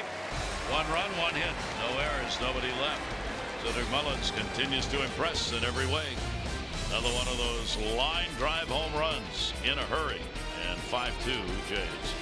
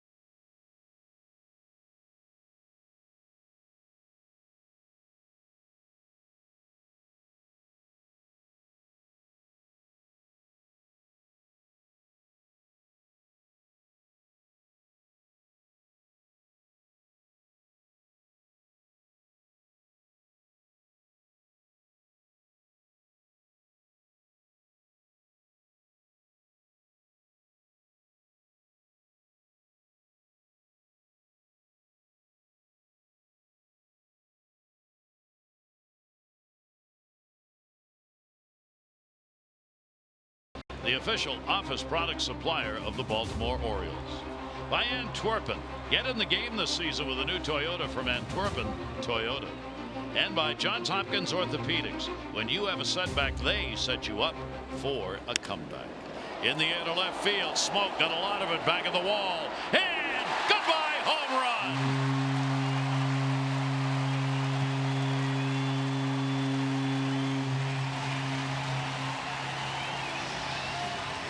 Number 19 on the first pitch delivered here in the 5th inning. Oh, and Smoke really the one bat that the Orioles have been able to contain in the season-long series, but he jumps all over the Bundy first pitch. Take a look, fastball, not a terrible fastball, but Smoke hunting the heater early and gets it, driving it the other way, just getting over that left field wall. Another home run given up.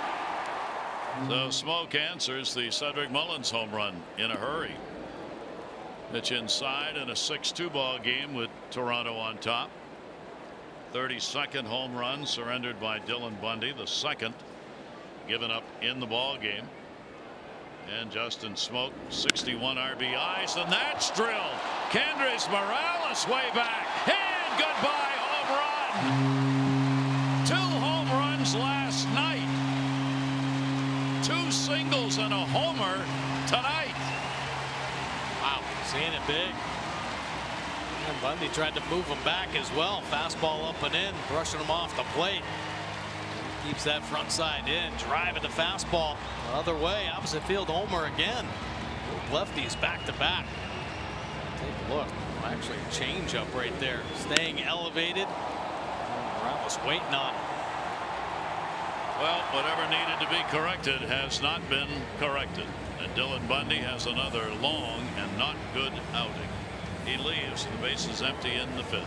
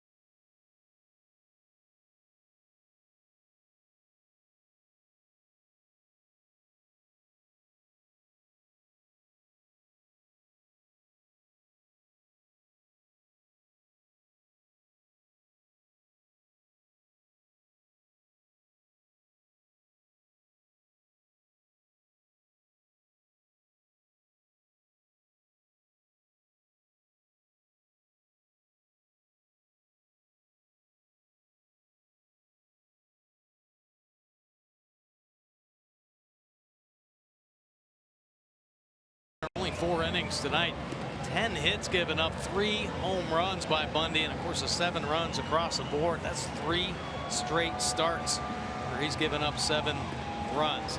Only 3 punch outs for Bundy.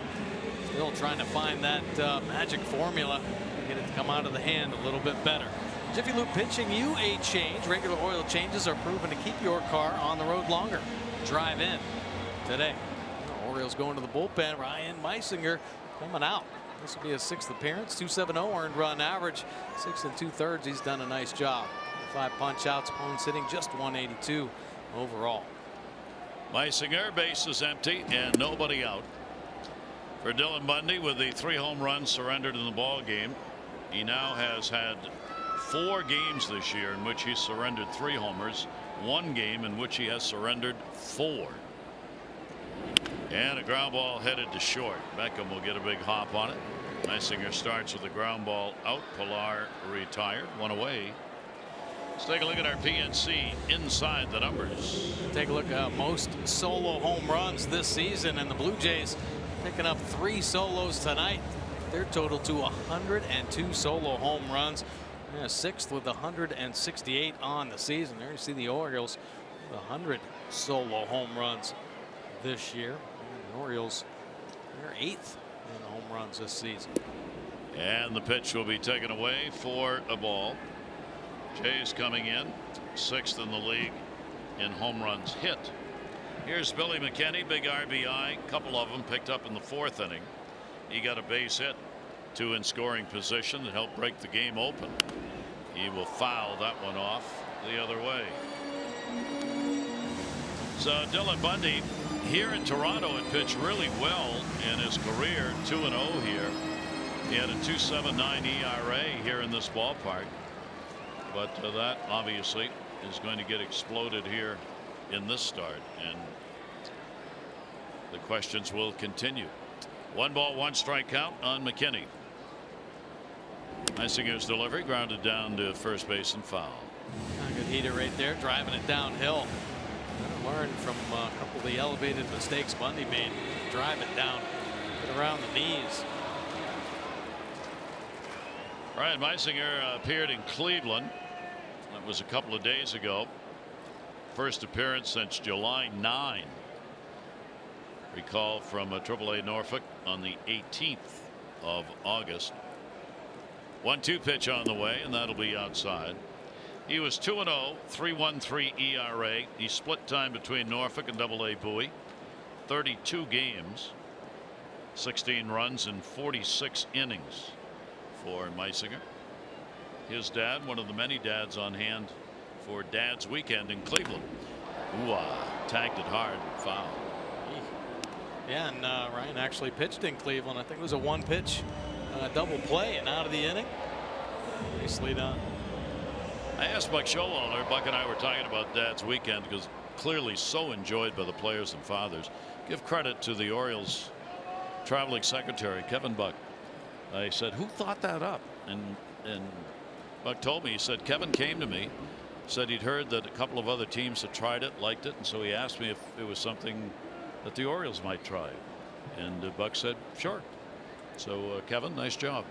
Yeah. It was a great idea, and they really did have a good time. I'll say they did. I talked to a bunch of dads. They loved it. 3 ball, 2 strike delivery on the way. Wow. Billy McKinney's got some power. How far? Way back. And goodbye, home run.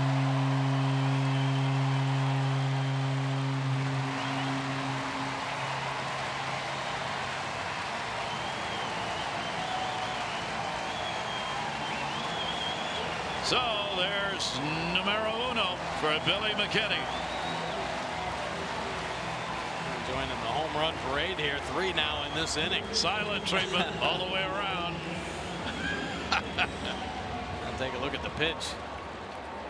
Ooh, like it stayed middle, and yeah, he stayed behind it. Hammered that one.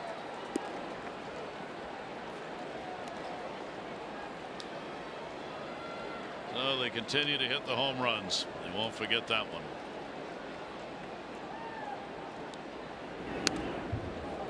Four home runs in the ball game for Toronto, and blowing it out here in the 5th inning.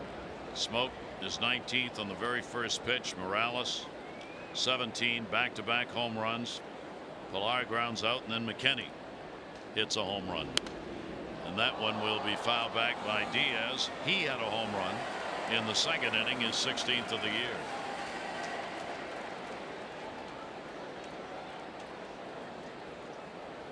Ooh la la. 0-2 count. Diaz will take the breaking ball outside. So 8 runs on 11 hits for Toronto. 2 runs on 6 hits for the Orioles. Toronto came into the game leading the American League in extra base hits. They certainly haven't surrendered that in this game. Mullins will go back on this one, and he's got it for the out. Diaz is retired. Chicago White Sox coming to Oriole Park September 14 through 16. On Saturday, September 15, first 35,000 fans 15 and over receive the Orioles lightweight hoodie. For tickets, go to Orioles.com. 2 down with the bases empty.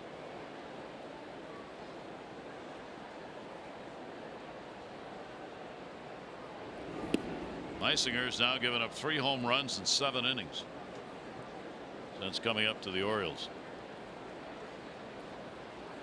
1-0 count. Urena base hit, and he is flied out. Got to be in the water, man. The home runs are just flying out of the Orioles pitcher's hands.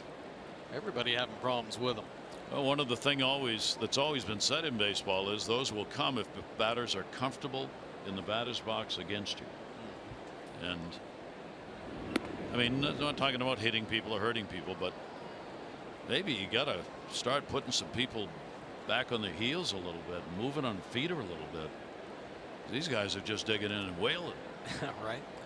Well, I think Bundy tried to move Morales' feet with an up and in fastball, and then Morales, just the veteran hitter, said, okay, that was your move me back pitch, and then he just stayed in there and hammered one left center field.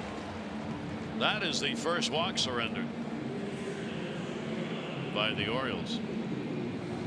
So a 2 down, a runner on, keeps the inning alive here in the 5th.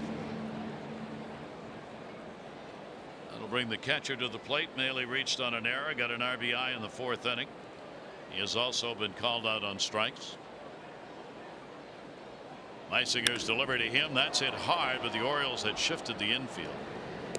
And Villar will make the play over to first base to record the out.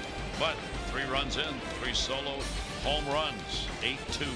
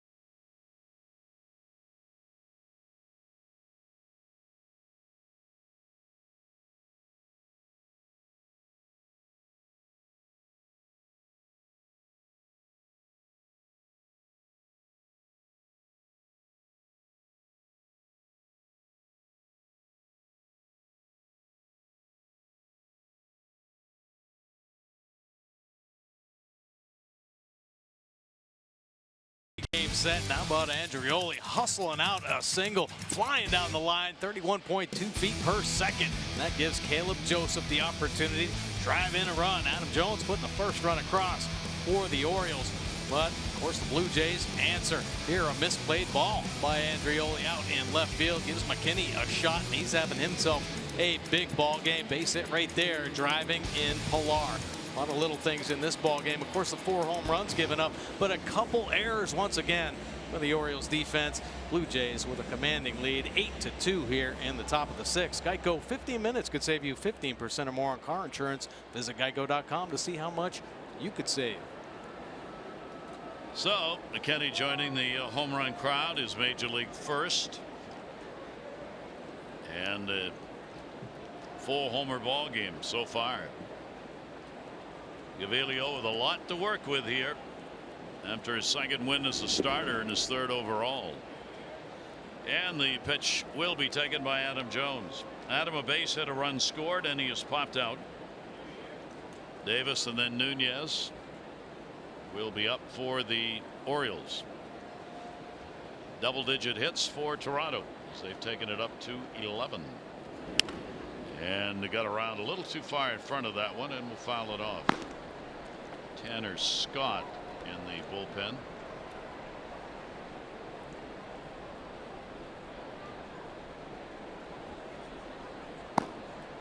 One ball, 1 strike count on Adam.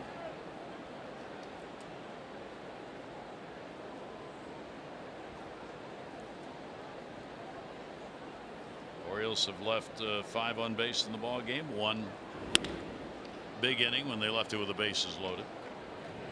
Uranus throws over there in time. Jones is retired. Oriole fans, the day after the O's score 5 runs or more, get 50% off regular menu price online orders at papajohns.com with promo code Orioles5. Enjoy the quality pizza you have come to expect from your locally owned and operated Papa John's. Never to be diminished their enthusiasm when wearing those shirts. They are loyal and true. Here is Davis, struck out twice. And an 0-1 count.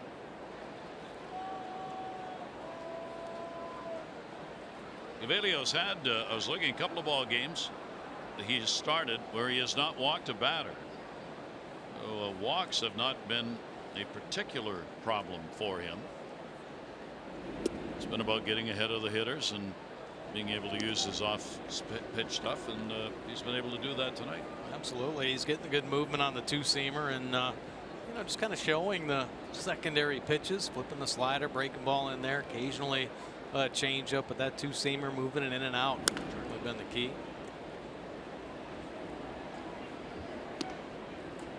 One ball, 2 strike count.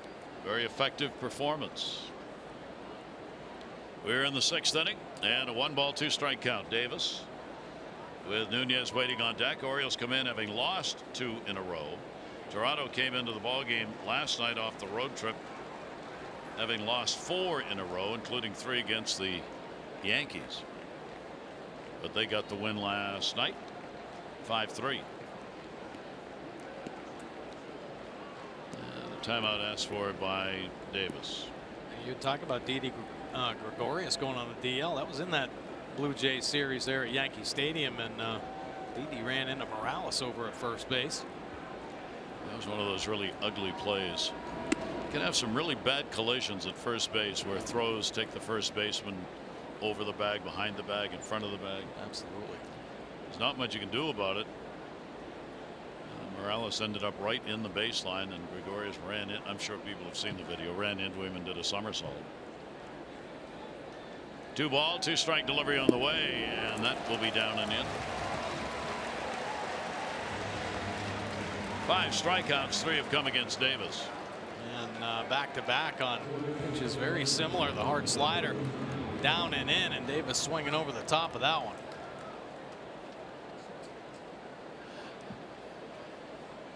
Five Ks in the game for him. 2 down, nobody on, 6th inning. He has also struck out Nunez twice. So there are your strikeouts, all of them. Right together with Davis and Nunez. This is where Nunez does not want to go. We have talked about patience has shown up, picking up far more walks, increasing his on-base percentage, cutting down strikeouts with the Orioles. But of late, last couple of ball games, he struck out twice last night. Now he has struck out twice here in this one. don't lose what had been going good for you. All right. Yeah, that's the problem with hitting. The human element comes in so much. You start feeling good, and then you start wanting to do a little bit more. Hey, if I could do this, what if I try a little harder here? Next thing you know, you're punching out more. You're hitting fly balls all over the place. You're not walking anymore, and you're trying to figure out how to get back to that other guy that you thought was okay, but not good enough. That old switch is hard to turn on and off. Scott Kuba knows all about that. 1 ball, 2 strike delivery on the way down to third base. Worm eater if there was dirt here. And the play is made by Diaz. Orioles are retired in order. We go to the bottom of the 6th inning, 8-2 Jays.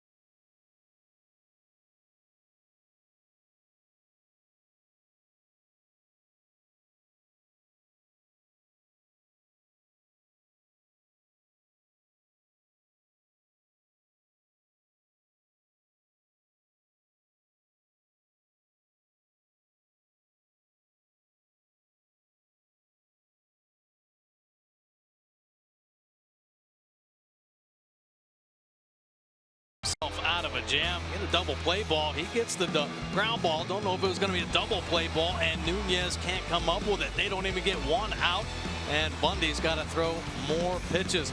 Unfortunate error right there for the Orioles, and the defensive problems continue. A couple more in this ball game. 85 errors on the season. You do not want to give any team extra opportunities, and it seems like anytime the Orioles have a miscue, team capitalizes on it. 39 games now for Tanner Scott, coming out of the Oriole bullpen. A 6.39 earned run average. Got the big arm, so 57 punch outs. But he's been getting knocked around a little bit. You see the righties batting average .313 right now. Lefty's controlling very well, but he has given up the 5 home runs. Hernandez will be the pinch hitter for Curtis Granderson. Teoscar Hernandez, the outfielder. And he will take the pitch for a strike. So Granderson out with a double single, 2 for 3, and a run scored in the leadoff spot. Oscar Hernandez give Granderson a break with the noontime game coming up tomorrow. Tanner Scott's delivery to him. That'll be taken inside. Left-hander for the O's. And Tanner getting great opportunity. Take a look at the strikeout rate there. 13.5 strikeouts per 9 innings. He had a clean inning, striking out the side in Cleveland. Big time numbers with that strikeout. 57 punch outs in his 38 innings. Almost swung at that. Had to get out of the way, and the bat started going forward, but he pulls it back, crosses the plate on it. And a hard slider down and in, and ooh. Wow. 2 ball, 1 strike count on him. Hernandez has power. 18 homers, 45 RBIs. 239 on the year. 7 triples. Problem? Playing the outfield. That has cost him time. The defense that hasn't been there. Boy, oh boy. I'll tell you what, man. You want to defense wins ball games. Obviously, there's no secret right there, and I like the fact the Orioles get some speed. That'll go to Adam. So Hernandez in the pinch hitting role. He'll stay in the ball game. He's out of there. The Orioles invite fans to step into the ring and enjoy WWE Birdland Mania at Oriole Park on Wednesday, September 19. Orioles hosting these Jays. Choose between 2 special ticket packages, both options including a Birdland Mania bobblehead. Yes. Oh, yes. 1 down. Ground ball. That one's going to go to short. Back him up. Over to Davis. And there are a couple of quick outs here. Travis retired. You like to see that for sure, but I just think getting back to the defensive part of baseball. If you want to have success, you better take care of the baseball, and you better pay attention to some of the detail parts of the game. I know the other day we were pointing out Villar trying to put a tag on a guy. It was a good throw by Caleb Joseph and didn't let the ball travel all the way. Base runner was safe, and it just leads to more pitches.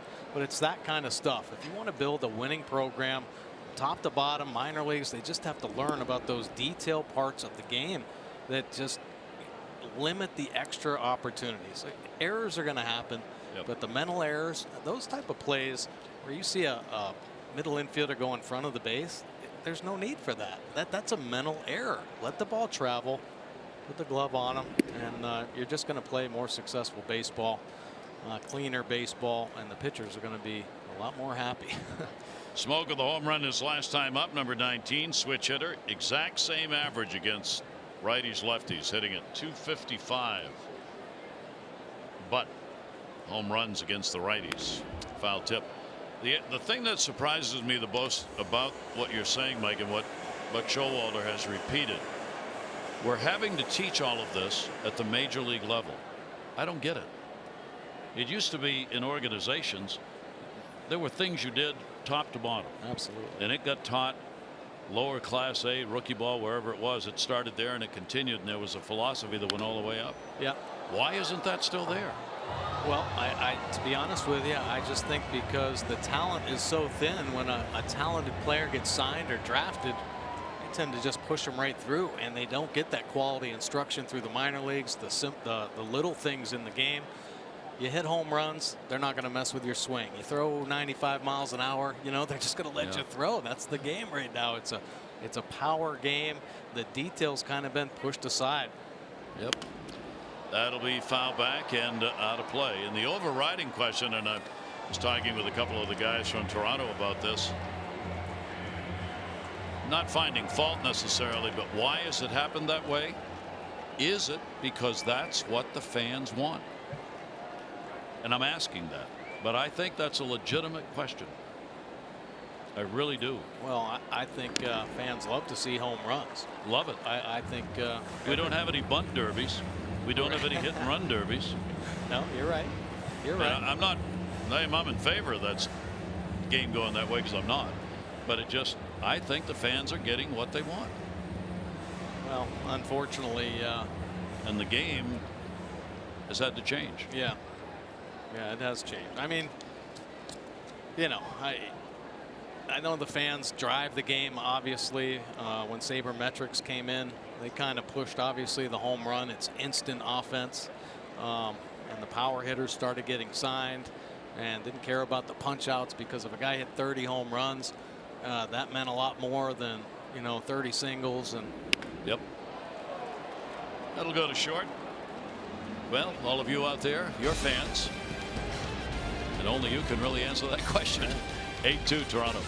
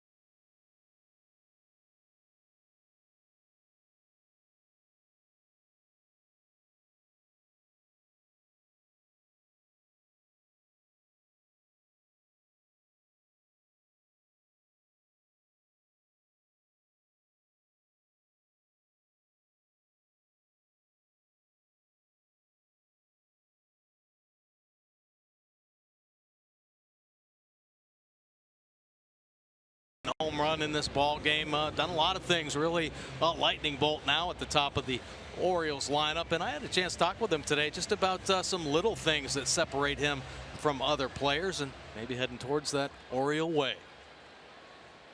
It's the little things, the detail that you know, help win ball games, and I'm starting to realize that very early. You know, just being able to, you know, understand situations, like you said, being smart. You know, I'm learning my own game in that sense. You know, when situations arrive where it's a good time for a bunt, you know, to create that opportunity for the guy behind me. You know, those are things that I feel the Oriole way is what I'm learning. Yeah, he did a nice job up in Cleveland where he laid a bunt down, and the next batter, Villar, ended up in a 3-run home run. So that kind of court awareness on the field, not giving away ABs, but his understanding of, you know, he can be that kind of playmaker, and it doesn't have to be with a 400-foot home run. It can be with a 20-foot bunt to spark an inning. Yep. Well, that's stuff we were just talking about. Not somebody who cares about playing the game that way. Yeah, absolutely. Had a good talk with him today, just kind of about the Oriole way. And you know, everybody thinks about the Oriole way being pitching, defense, and that 3-run home run. But when the Orioles came to Baltimore, you know, they looked at a lot more than that. And I think more so just the player's character, the intelligence of the player, that he have that right type of attitude where you bring him on, he's going to do whatever it takes to make himself better, and he's going to do it on a daily basis. And that's why the Orioles had so many successful teams. That's why the Oriole way came so popular, and why there are so many great Orioles that stay around the Baltimore community. And I think Cedric Mullins has that type of makeup. You know, a lot of people comparing him to Al Bundy. Yeah. And he was part of that Oriole way for sure. Well, he certainly has off to an exciting start and has a way about him that is just so positive. Here is Tim Beckham. 2-ball, 2-strike count on Beckham. And a swing and a miss on a high strike. And that will be strikeout number, what, 6? Man, he is still working. Chucking that 2-seamer in there. And this movement on the plate. I mean, not an overpowering fastball at all, but you catch that type of movement a little deep, and you're going to have some problems. And once again, cutting through the Orioles offense. Hernandez stays in the ballgame to play in left field, and McKinney will go to right from left. So Granderson's the one out of the ballgame. That's whom Hernandez hit for. Andreoli in his first start. First appearance for the Orioles. Picked himself up an infield hit. Robbed of a hit his last time out. A good play made by Diaz. John Andreoli getting the start in left field. Orioles have now used 51 players this season.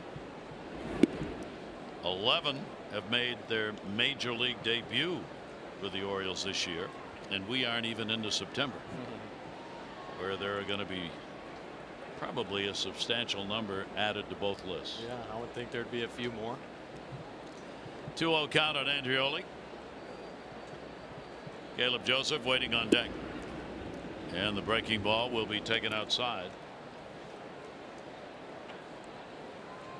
I made mention earlier in the game about Andreoli. Buck Showalter alluding to kind of that football mentality. Well, his father used to play football, played for the Patriots a little bit. Of course, pretty good bloodline, the Bard brothers. Daniel Bard and his brother, both pitchers. Of course, Daniel, I think, retired now, but Luke's still pitching. The Twins, maybe, but that's his cousin. Those are his cousins, so. Got athlete's blood in the family. Yeah, for sure. That is the first walk surrendered in the ball game. Patrica's up and ready to go. He's been warming up.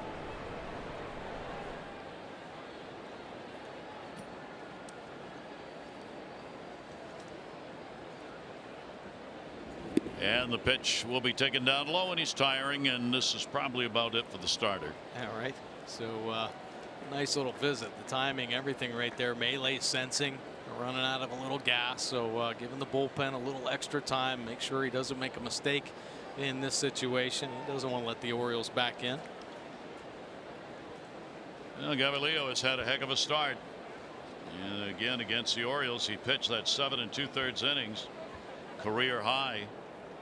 In the other game he pitched against the Orioles, he had 8 strikeouts in that game. He's had 6 strikeouts in this game against the O's. Question now is, can he get through the 7th inning? Caleb Joseph, runner at first base, 1 out. And he'll take the breaking ball outside. Base hit, RBI, and he grounded out.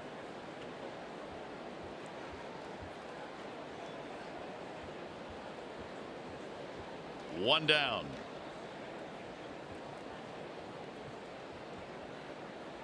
Starter trying to just grind his way through a half an inning here and stay in a ball game. So we'll see what he's got left in the tank. It isn't much, and it'll go to 2-1. Well, enough to flip in a nice little 2-0 breaking ball right there. I thought Caleb Joseph might have turned around and had a few words with Melee. What are you doing, buddy?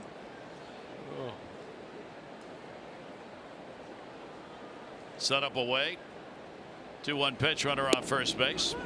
Pretty fat pitch, actually, ended up in there, and 2-2. Yeah, getting to the crisscrossing again, though. 2-0 slider dropping in, get back into account, and then that two-seamer that he's thrown so well this whole ball game just gets pulled right back in. Started off as a ball, and there you see 3 and 4, just filling it up. Sam Gaviglio putting on a show here as a starter for Toronto. 2-ball, 2-strike count. Wow. That is strikeout number 7. Up with some big pitches. Melee said the right thing after the visit. 3 straight strikes, some quality. They're burying the slider. Caleb swinging over the top. So here in the 7th inning, there are 2 down. John Gibbons ready to go out there if needed, but he'd like to let him get through the inning and pitch a complete 7 innings if he can. 7 2/3 is his career high that he had against the Orioles, and he's reached that again. And the pitch is in there. Take a look at our 4th drive of the game.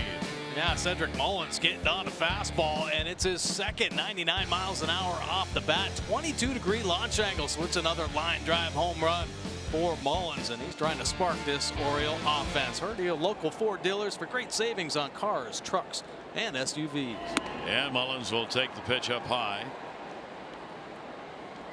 1 ball, 1 strike count. 100 pitch limit reached. Pretty efficient. I mean, he had trouble in that 2nd inning when the Orioles left the bases loaded, at their best opportunity to add to their run total. But after that, he got the outs. 1-1 delivery on the way, and that ball is going to be taken down low. Count goes to 2-1.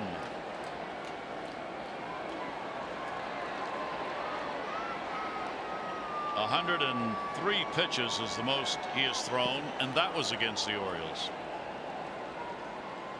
2-1 delivery on the way. Got it in. Left center. Hernandez over. And indeed he does get through 7.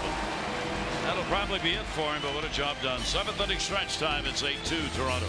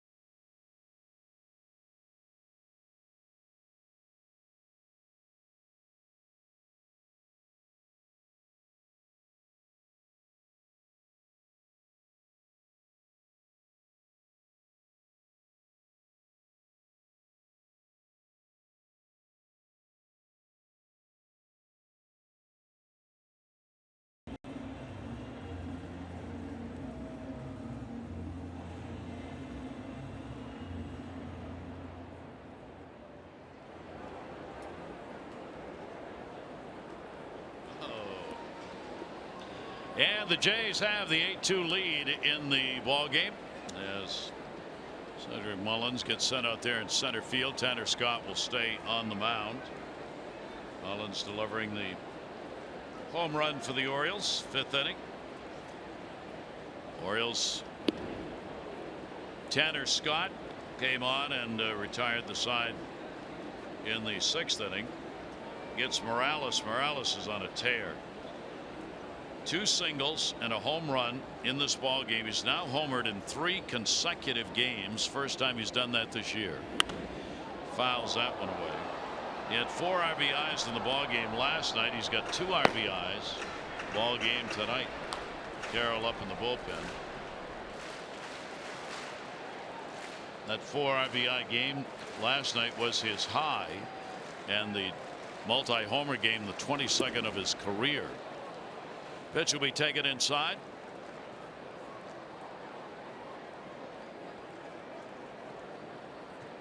Tanner Scott, a 1-ball 2-strike count, and moving back a little bit. Morales also has a 5-game hit streak he's extended with the hits tonight. And he got him to go after that one, so Scott finds a way to get him out of there. Now Morales gearing up for the 97-mile-an-hour fastball. It's just an 88-mile-an-hour slider. Still pretty firm pitch, middle of the plate, but Morales pulling off. That one drops in there for strike 3. Kevin Pillar coming to the plate. Pillar base hit double in the 4th. 1 for 3 in the ball game. An 8-game hit streak for him. And that's caught by Beckham. A fine diving catch on a line shot. That got there so fast, Pillar never had time to discard his bat. Yeah, he's thumping the baseball right now, and another one of the bats that has. Nice effort right there by Beckham. Good first step and hauling one down. Take a look. Gets his feet moving a little bit. And nice effort. Nunez, it's a good look at Nunez getting his feet going as well. Taking one away there. And Billy McKinney will stand in. McKinney getting his major league first home run. He had not had a major league game prior to this year. Trade Happ to the Yankees. Billy McKinney coming back the other way, part of the deal. He's also had a 3 RBI night with a base hit in the 4th inning with 2 on. So a 2 for 3 ball game for McKinney.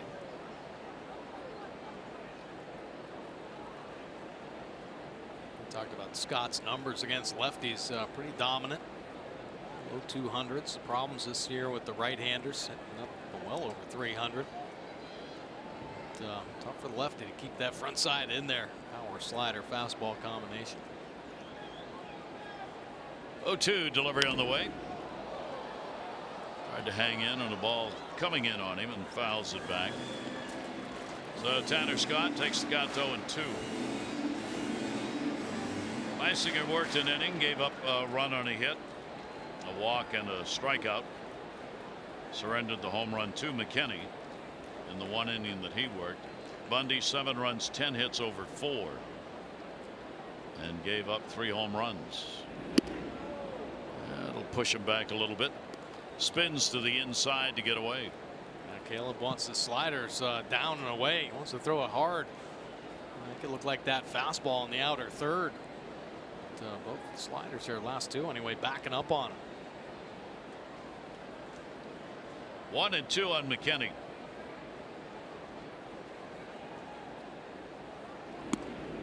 And Tanner Scott will miss up high. So a 2-ball 2-strike count. Now with the runs scored in this ball game tonight, Toronto up 8-2. They've increased that differential here in Toronto this year to 69 to 35 runs against. And that one will be fouled away.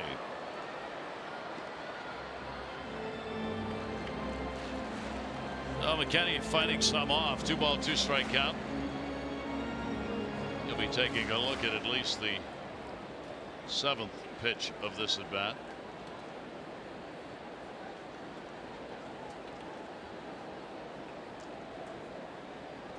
2 balls, 2 strikes, 2 down. We're in the bottom half of the 7th inning. Toronto blowing this thing open. 4th and 5th innings again. In the air, headed to foul territory, and it will be out of play. The same thing they did in the ball game last night. They got a run in the 4th inning to get on the board, and then they got 4 runs in the 5th. This ball game they got 3 runs in the 4th and 3 more in the 5th. Those have been their magic innings here in the first 2 games of this 3-game set.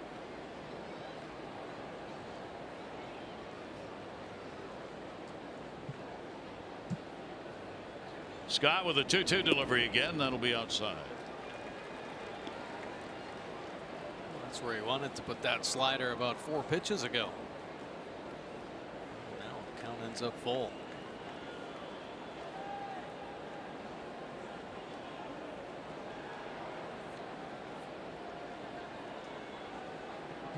Tough at bat here. McKenny battling to foul off pitches. He'll choke up a little bit. 3-2 delivery on the way and walked. Well, he earned that one. So a 2-out walk here in the 7th inning puts McKenny on for the 3rd time in the ball game. And Buck Showalter will make his way up. Diaz due up. And we'll make the pitching change right here. We'll see Cody Carroll when we come back.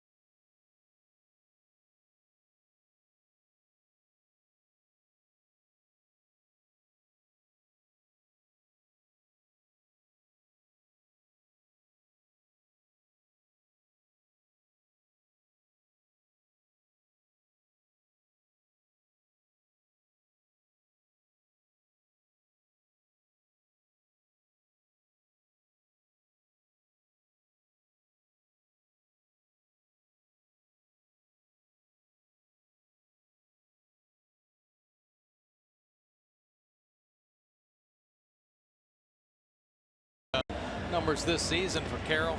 6 games. Hasn't picked up a win yet with a 4.76 earned run average.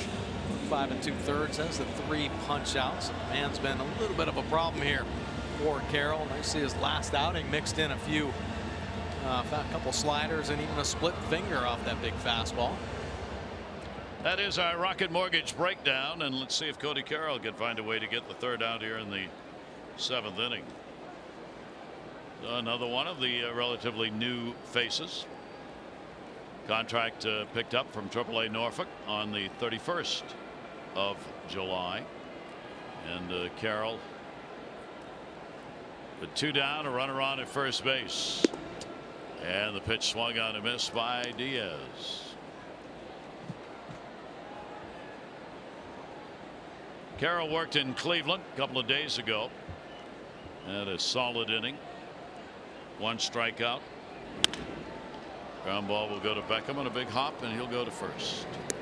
And the out recorded. Diaz out of there. So no runs, no hits, no errors, and 1 left on. Take a look at our Ram Do-Up. Brought to you by Ram Trucks. Experience the power and toughness of Ram at your local dealer. Or log on to ramtrucks.com to get to work. Guts, glory, Ram.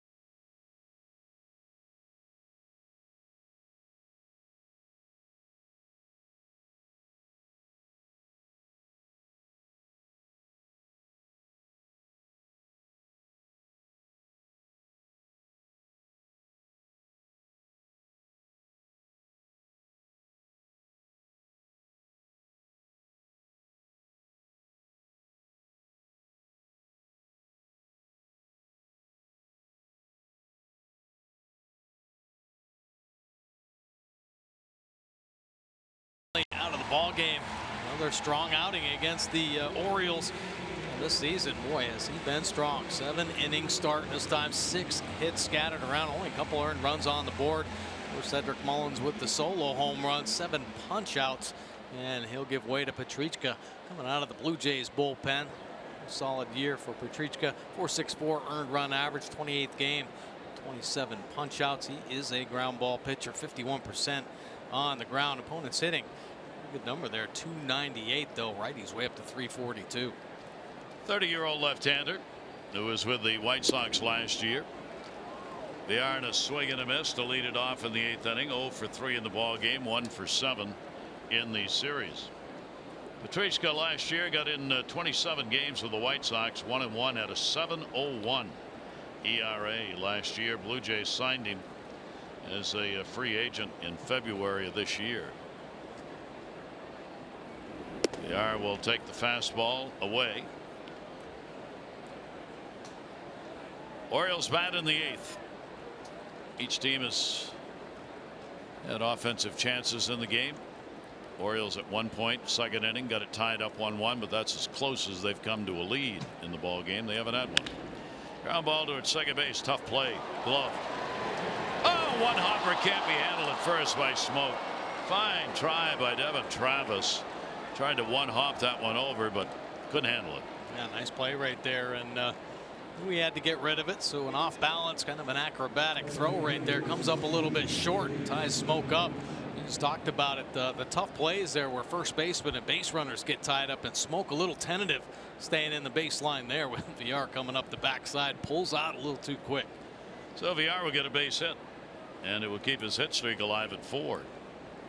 And the Orioles get hit number 7, their first hit since the home run in the 5th inning by Cedric Mullins. Trey Mancini's had a base hit. He is 1 for 3 in the ball game. We're talking about the Orioles Indians series. How about what the Indians are doing to the Red Sox? They beat them last night, and tonight they got 4 runs on 10 hits and 5 1/3 against Eovaldi, and they lead 5-2 over Boston, playing in the 7th inning. Bieber's had a great start for them, giving up 2 runs, 5 hits over 6 1/3. Wow. Cleveland was a little worried when we were there talking to some of their people about, we haven't played any team that's been above 500 for so long. Right. What's this going to look like? Well, it looked pretty good last night. They rallied the troops. And so far tonight looks pretty good. 1 ball, 1 strike delivery on the way, and that's going to be in there for a strike. Cleveland's trying to get home field advantage. They're going to win their division.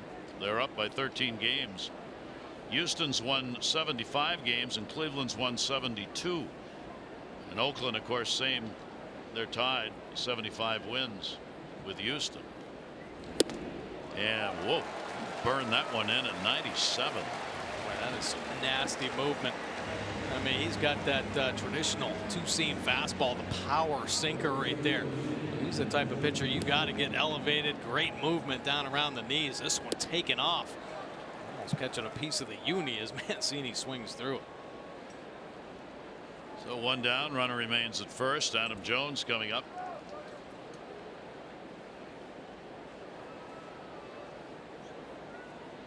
Adam has faced the bullpen power pitcher 3 times, gone 0 for 3 against him. And a chopper. Only play is going to be at first, barehanded. Oh, yeah. Nice play, Diaz. Pretty fancy play right there by Diaz. Probably had more time to actually make that glove to hand transfer, but sets himself up in a good position, and with the higher chopper gets a better look at it into the hand, and off it goes. Does it look pretty good right there. Of course, Diaz with him at shortstop, playing third base in tonight's ball game. Russell Martin played third in yesterday's. Nice play there. 2 down, runner at second. Chris Davis has struck out 3 times in the ball game.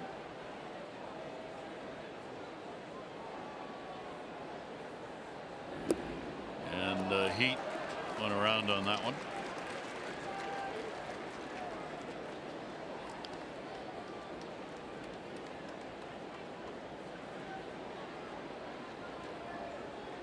Trey Scott in relief, trying to hold this ball game right where it is. as Toronto trying to win their 9th consecutive game this season against the Orioles here in this ballpark. 0-1 delivery on the way. That'll go to left, not deep. Diaz foul territory and will run out of room.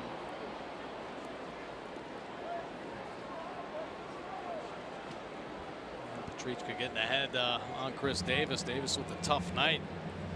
He got put away with a couple hard sliders down and in.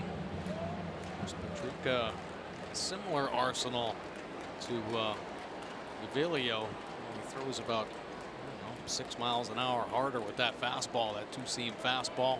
So we could start it at Davis and try to have it work back over or drop that breaking ball in. Chris, 4th in the league in strikeouts coming into the ball game today. 0-2 delivery on the way, and that'll be up and away. Runner's going to go. No throw. So Villar goes over to third base with 2 down, as Maley had that one bounce off the mitt. That fastball just takes off right there. Overthrowing, and nice job by Villar, keeping his head on the baseball, but I'd like to see that. Of course, Maley maybe a little surprised with the glove kick or ball kicking out. 1 ball, 2 strike count.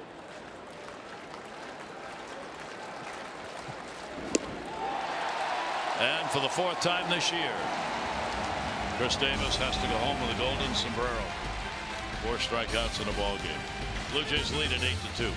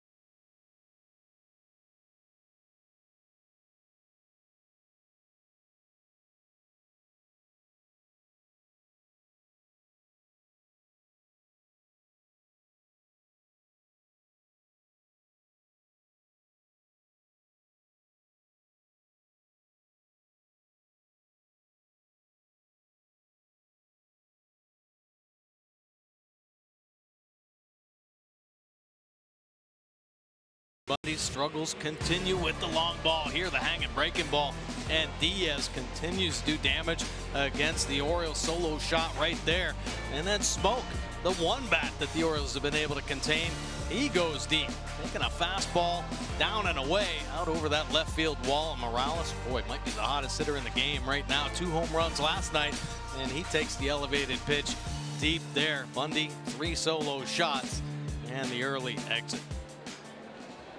8-2 ball game, bottom half of the 8th inning. Cody Carroll will stay on in relief. Tanner Scott inning in 2/3, a walk and a strikeout. Urena base hit, a walk, and he is flied out. Richard Urena, their shortstop. Maley the catcher, and then Hernandez at the top of the order. Heading into foul territory. And a souvenir for the folks. Well, tomorrow it looks like the Orioles are going to be trying to get a win here in Toronto in the last chance they have this year. The Orioles have had seasons in the past where they have not won a ball game here in Toronto. 3 of them. They went 0-6 in '87 and in '99, and then went 0-9 in 2010. If they don't win this year, they'll be 0-10. They've got to lose tonight and tomorrow. 2-1 delivery on the way at hard to first. Davis right at it. One away here in the 8th inning. Well, you can enhance your next game day experience with the MLB Ballpark app. Manage your tickets, enjoy check-in offers, exclusive content, much more. MLB Ballpark app access. Download it today. One down in the 8th, and number 9 hitter doing the catching, Luke Maile. Maile has struck out an RBI when he reached on an error, and he has grounded out.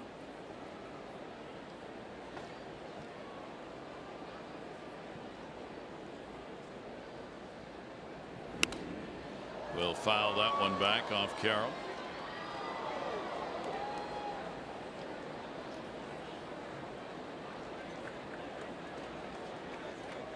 Orioles being out hit 11-7 and outscored 8-2. Schaefer in the bullpen, all ready to go, staying loose down there. 1-1 delivery on the way. Cody Carroll's delivery will catch the inside corner for a strike. It's a breaking ball right there. He's got the slider, and he's also got a split finger. I've seen a lot of it. Really broke it out in that Cleveland series where he had the clean inning. 96 on the fastball, and that one is going to miss up high. Part of the Zach Britton deal.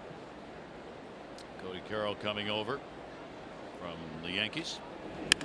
That's going to be to the middle. That'll be a base hit. Infield was shifted around a little bit, but not enough to stop that one, and Maile is on with a single.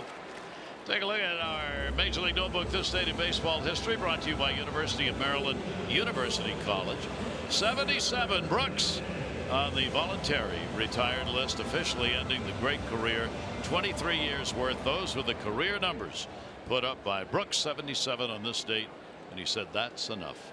And in 1947, the first Little League World Series tournament held in Williamsport was the Maynard Midgets. That's a local team who came away with the win in that one, and it has grown enormously since.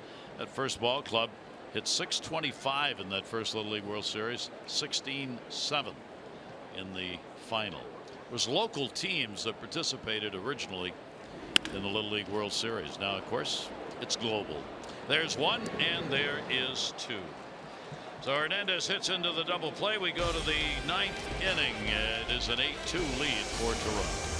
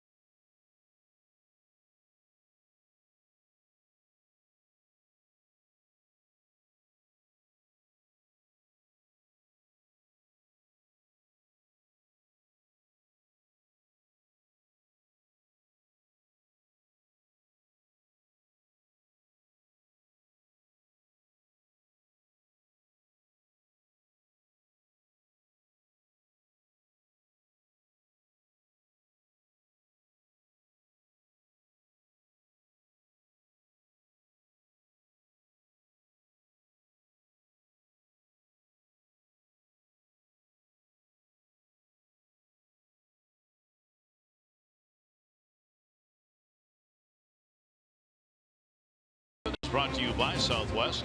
Low fares with nothing to hide. That's transparency.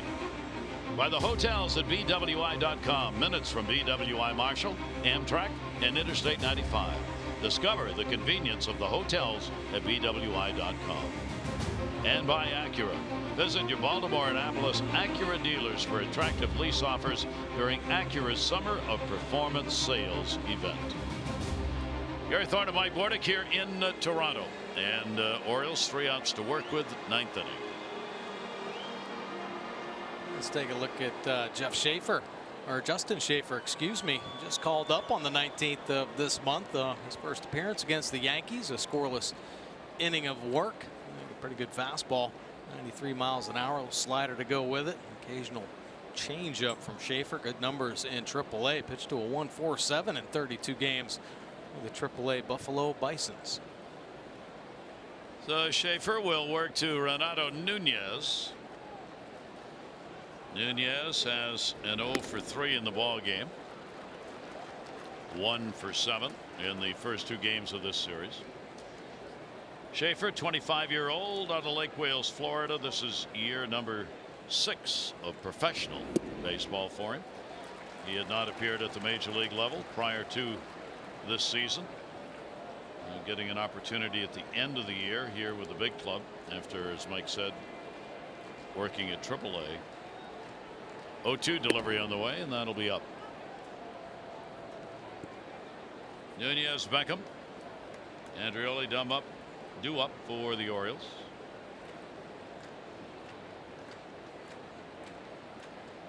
One-two delivery, right-hander over the top, and fouled right straight back. Now the Orioles' best chance in this one came early, as was true in the game last night. That second inning, they were able to get a run, but they had 4 hits in the inning and would leave the bases loaded. Problem in that inning was they really didn't get the inning going until they were 2 down, got a leadoff hit, then 2 strikeouts before they were able to put together 3 singles. And after that, they were shut down. Home run. Cedric Mullins got his in the 5th inning. They've only had 2 hits and 3 base runners since the 2nd inning. 3 ball, 2 strike count on Nunez.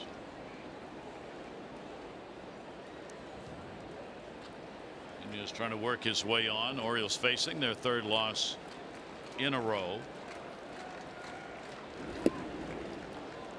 And he'll be on. So the Orioles get a leadoff walk of all things here in the 9th inning.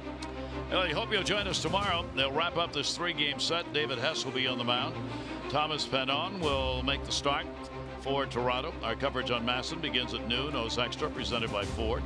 And our game will be at 12:30. All the access you need right here on Masson. The Kids Day at the ballpark is all the camps will be on hand, which means we'll have multicolored T-shirts all over the ballpark. Allowed kids at 12:30, you said tomorrow? They will just be rocking and rolling. Wait a second. We had a 12:30 game tomorrow, Gary? Yep. 12:30, big boy. Oh, goodness. Yeah. Kids screaming, eating lots of sugar. It'll be great. I'll bring the coffee. Bring lots of them. A 1 ball, 1 strike count on Beckham. He's had a base hit. He is 1 for 3 in the ball game. Runner on at first base, nobody out.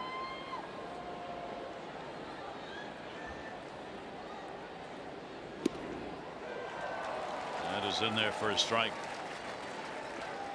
Orioles are going to lose their 89th game. They are on pace right now to have the 5th most losses in Major League history. 1 ball, 2 strike delivery on the way, and that'll jackknife him away inside.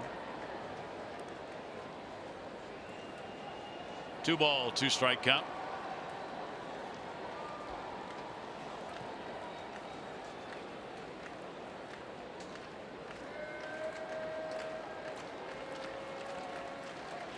Nunez, the short lead at first. It's not hit very hard. Play's got to be at first.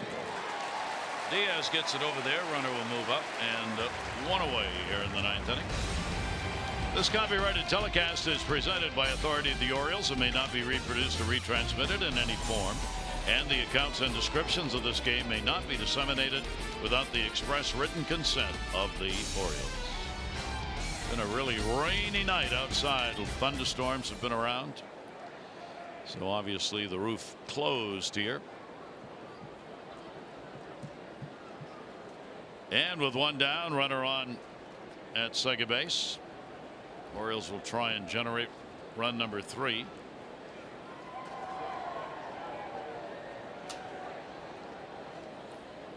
John Andreoli in his first game as an Oriole, a base hit, infield hit first time up. He's 1 for 2. He has drawn a walk. And the fastball will be taken down low. I see him hit one in the gap, and saw him fly down that first base line. See how he runs around the bases.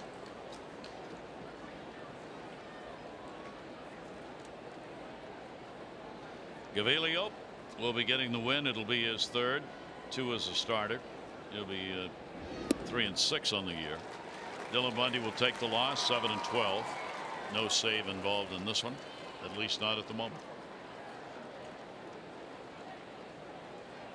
Andreoli, lifetime .270 hitter at the minor league level. 1 ball, 1 strike, and a look back for reasons unknown to mankind and even to God, who is looking down and going, what was he doing?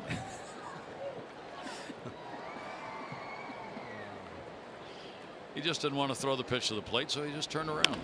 Ground ball will go underneath the glove, right over the bag. Throw to first. Nice play. Wow, Devin Travis, that's a real nice play to deny the hit. Man, that baseball wanted to get deflected, wanted to hit something, take a look on its way back up, catches a piece of the glove, just misses second base, and somehow Travis able to come up with the ball in a strong throw on the run. Tough angle right there. And Travis making it look easy. Andreoli bang bang play it there at first base.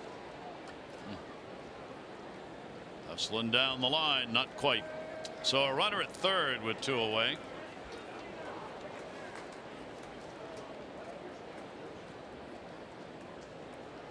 Caleb Joseph with 2 down. Caleb fouls it off. Base hit, RBI, 2nd inning. Bringing in Jones. Mullins home run, 5th inning, the other run for the Orioles. 4-homer game for Toronto. Diaz started it, 2nd inning, 16th. Smoke his 19th in the 5th, back-to-back with Morales, who delivered his 17th. And then another one by McKinney in the 5th inning, his major league first. And that pretty much, not pretty much, that decided the game. Yeah, sure did. It seems like Orioles, unfortunately, get a little down right now, and tough for the team to come back. Foul back and out of play. Count will go to 0-2 as Schaefer looking to wrap the ball game up. John Gibbons Ball Club looking for win number 57 against 69 losses.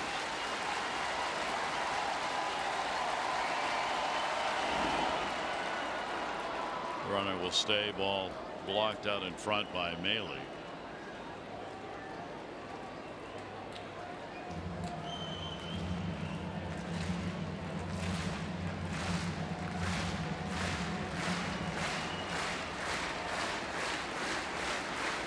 Toronto, of course, will be coming to Baltimore when Orioles are not done playing them. 3-game set. Twice more. That'll be fouled off and out of play. Toronto will be coming in during the homestand next Monday. They've got a 3-game set against Toronto, and then in September they'll be in the week of the 17th for another 3-game set.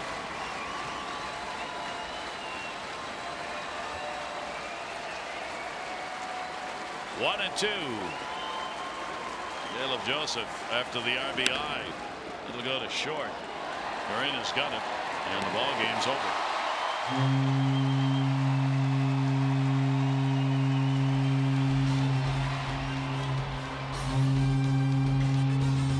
So Toronto's won the first 2 as they take an 8-2 win. They go 11-1 on the year against the Orioles, and do it for the use of the long ball. 8-12-0 for the Jays, 2-7-2 for the Orioles. So the Orioles in danger of being swept in all 3 series here for the ball game tomorrow.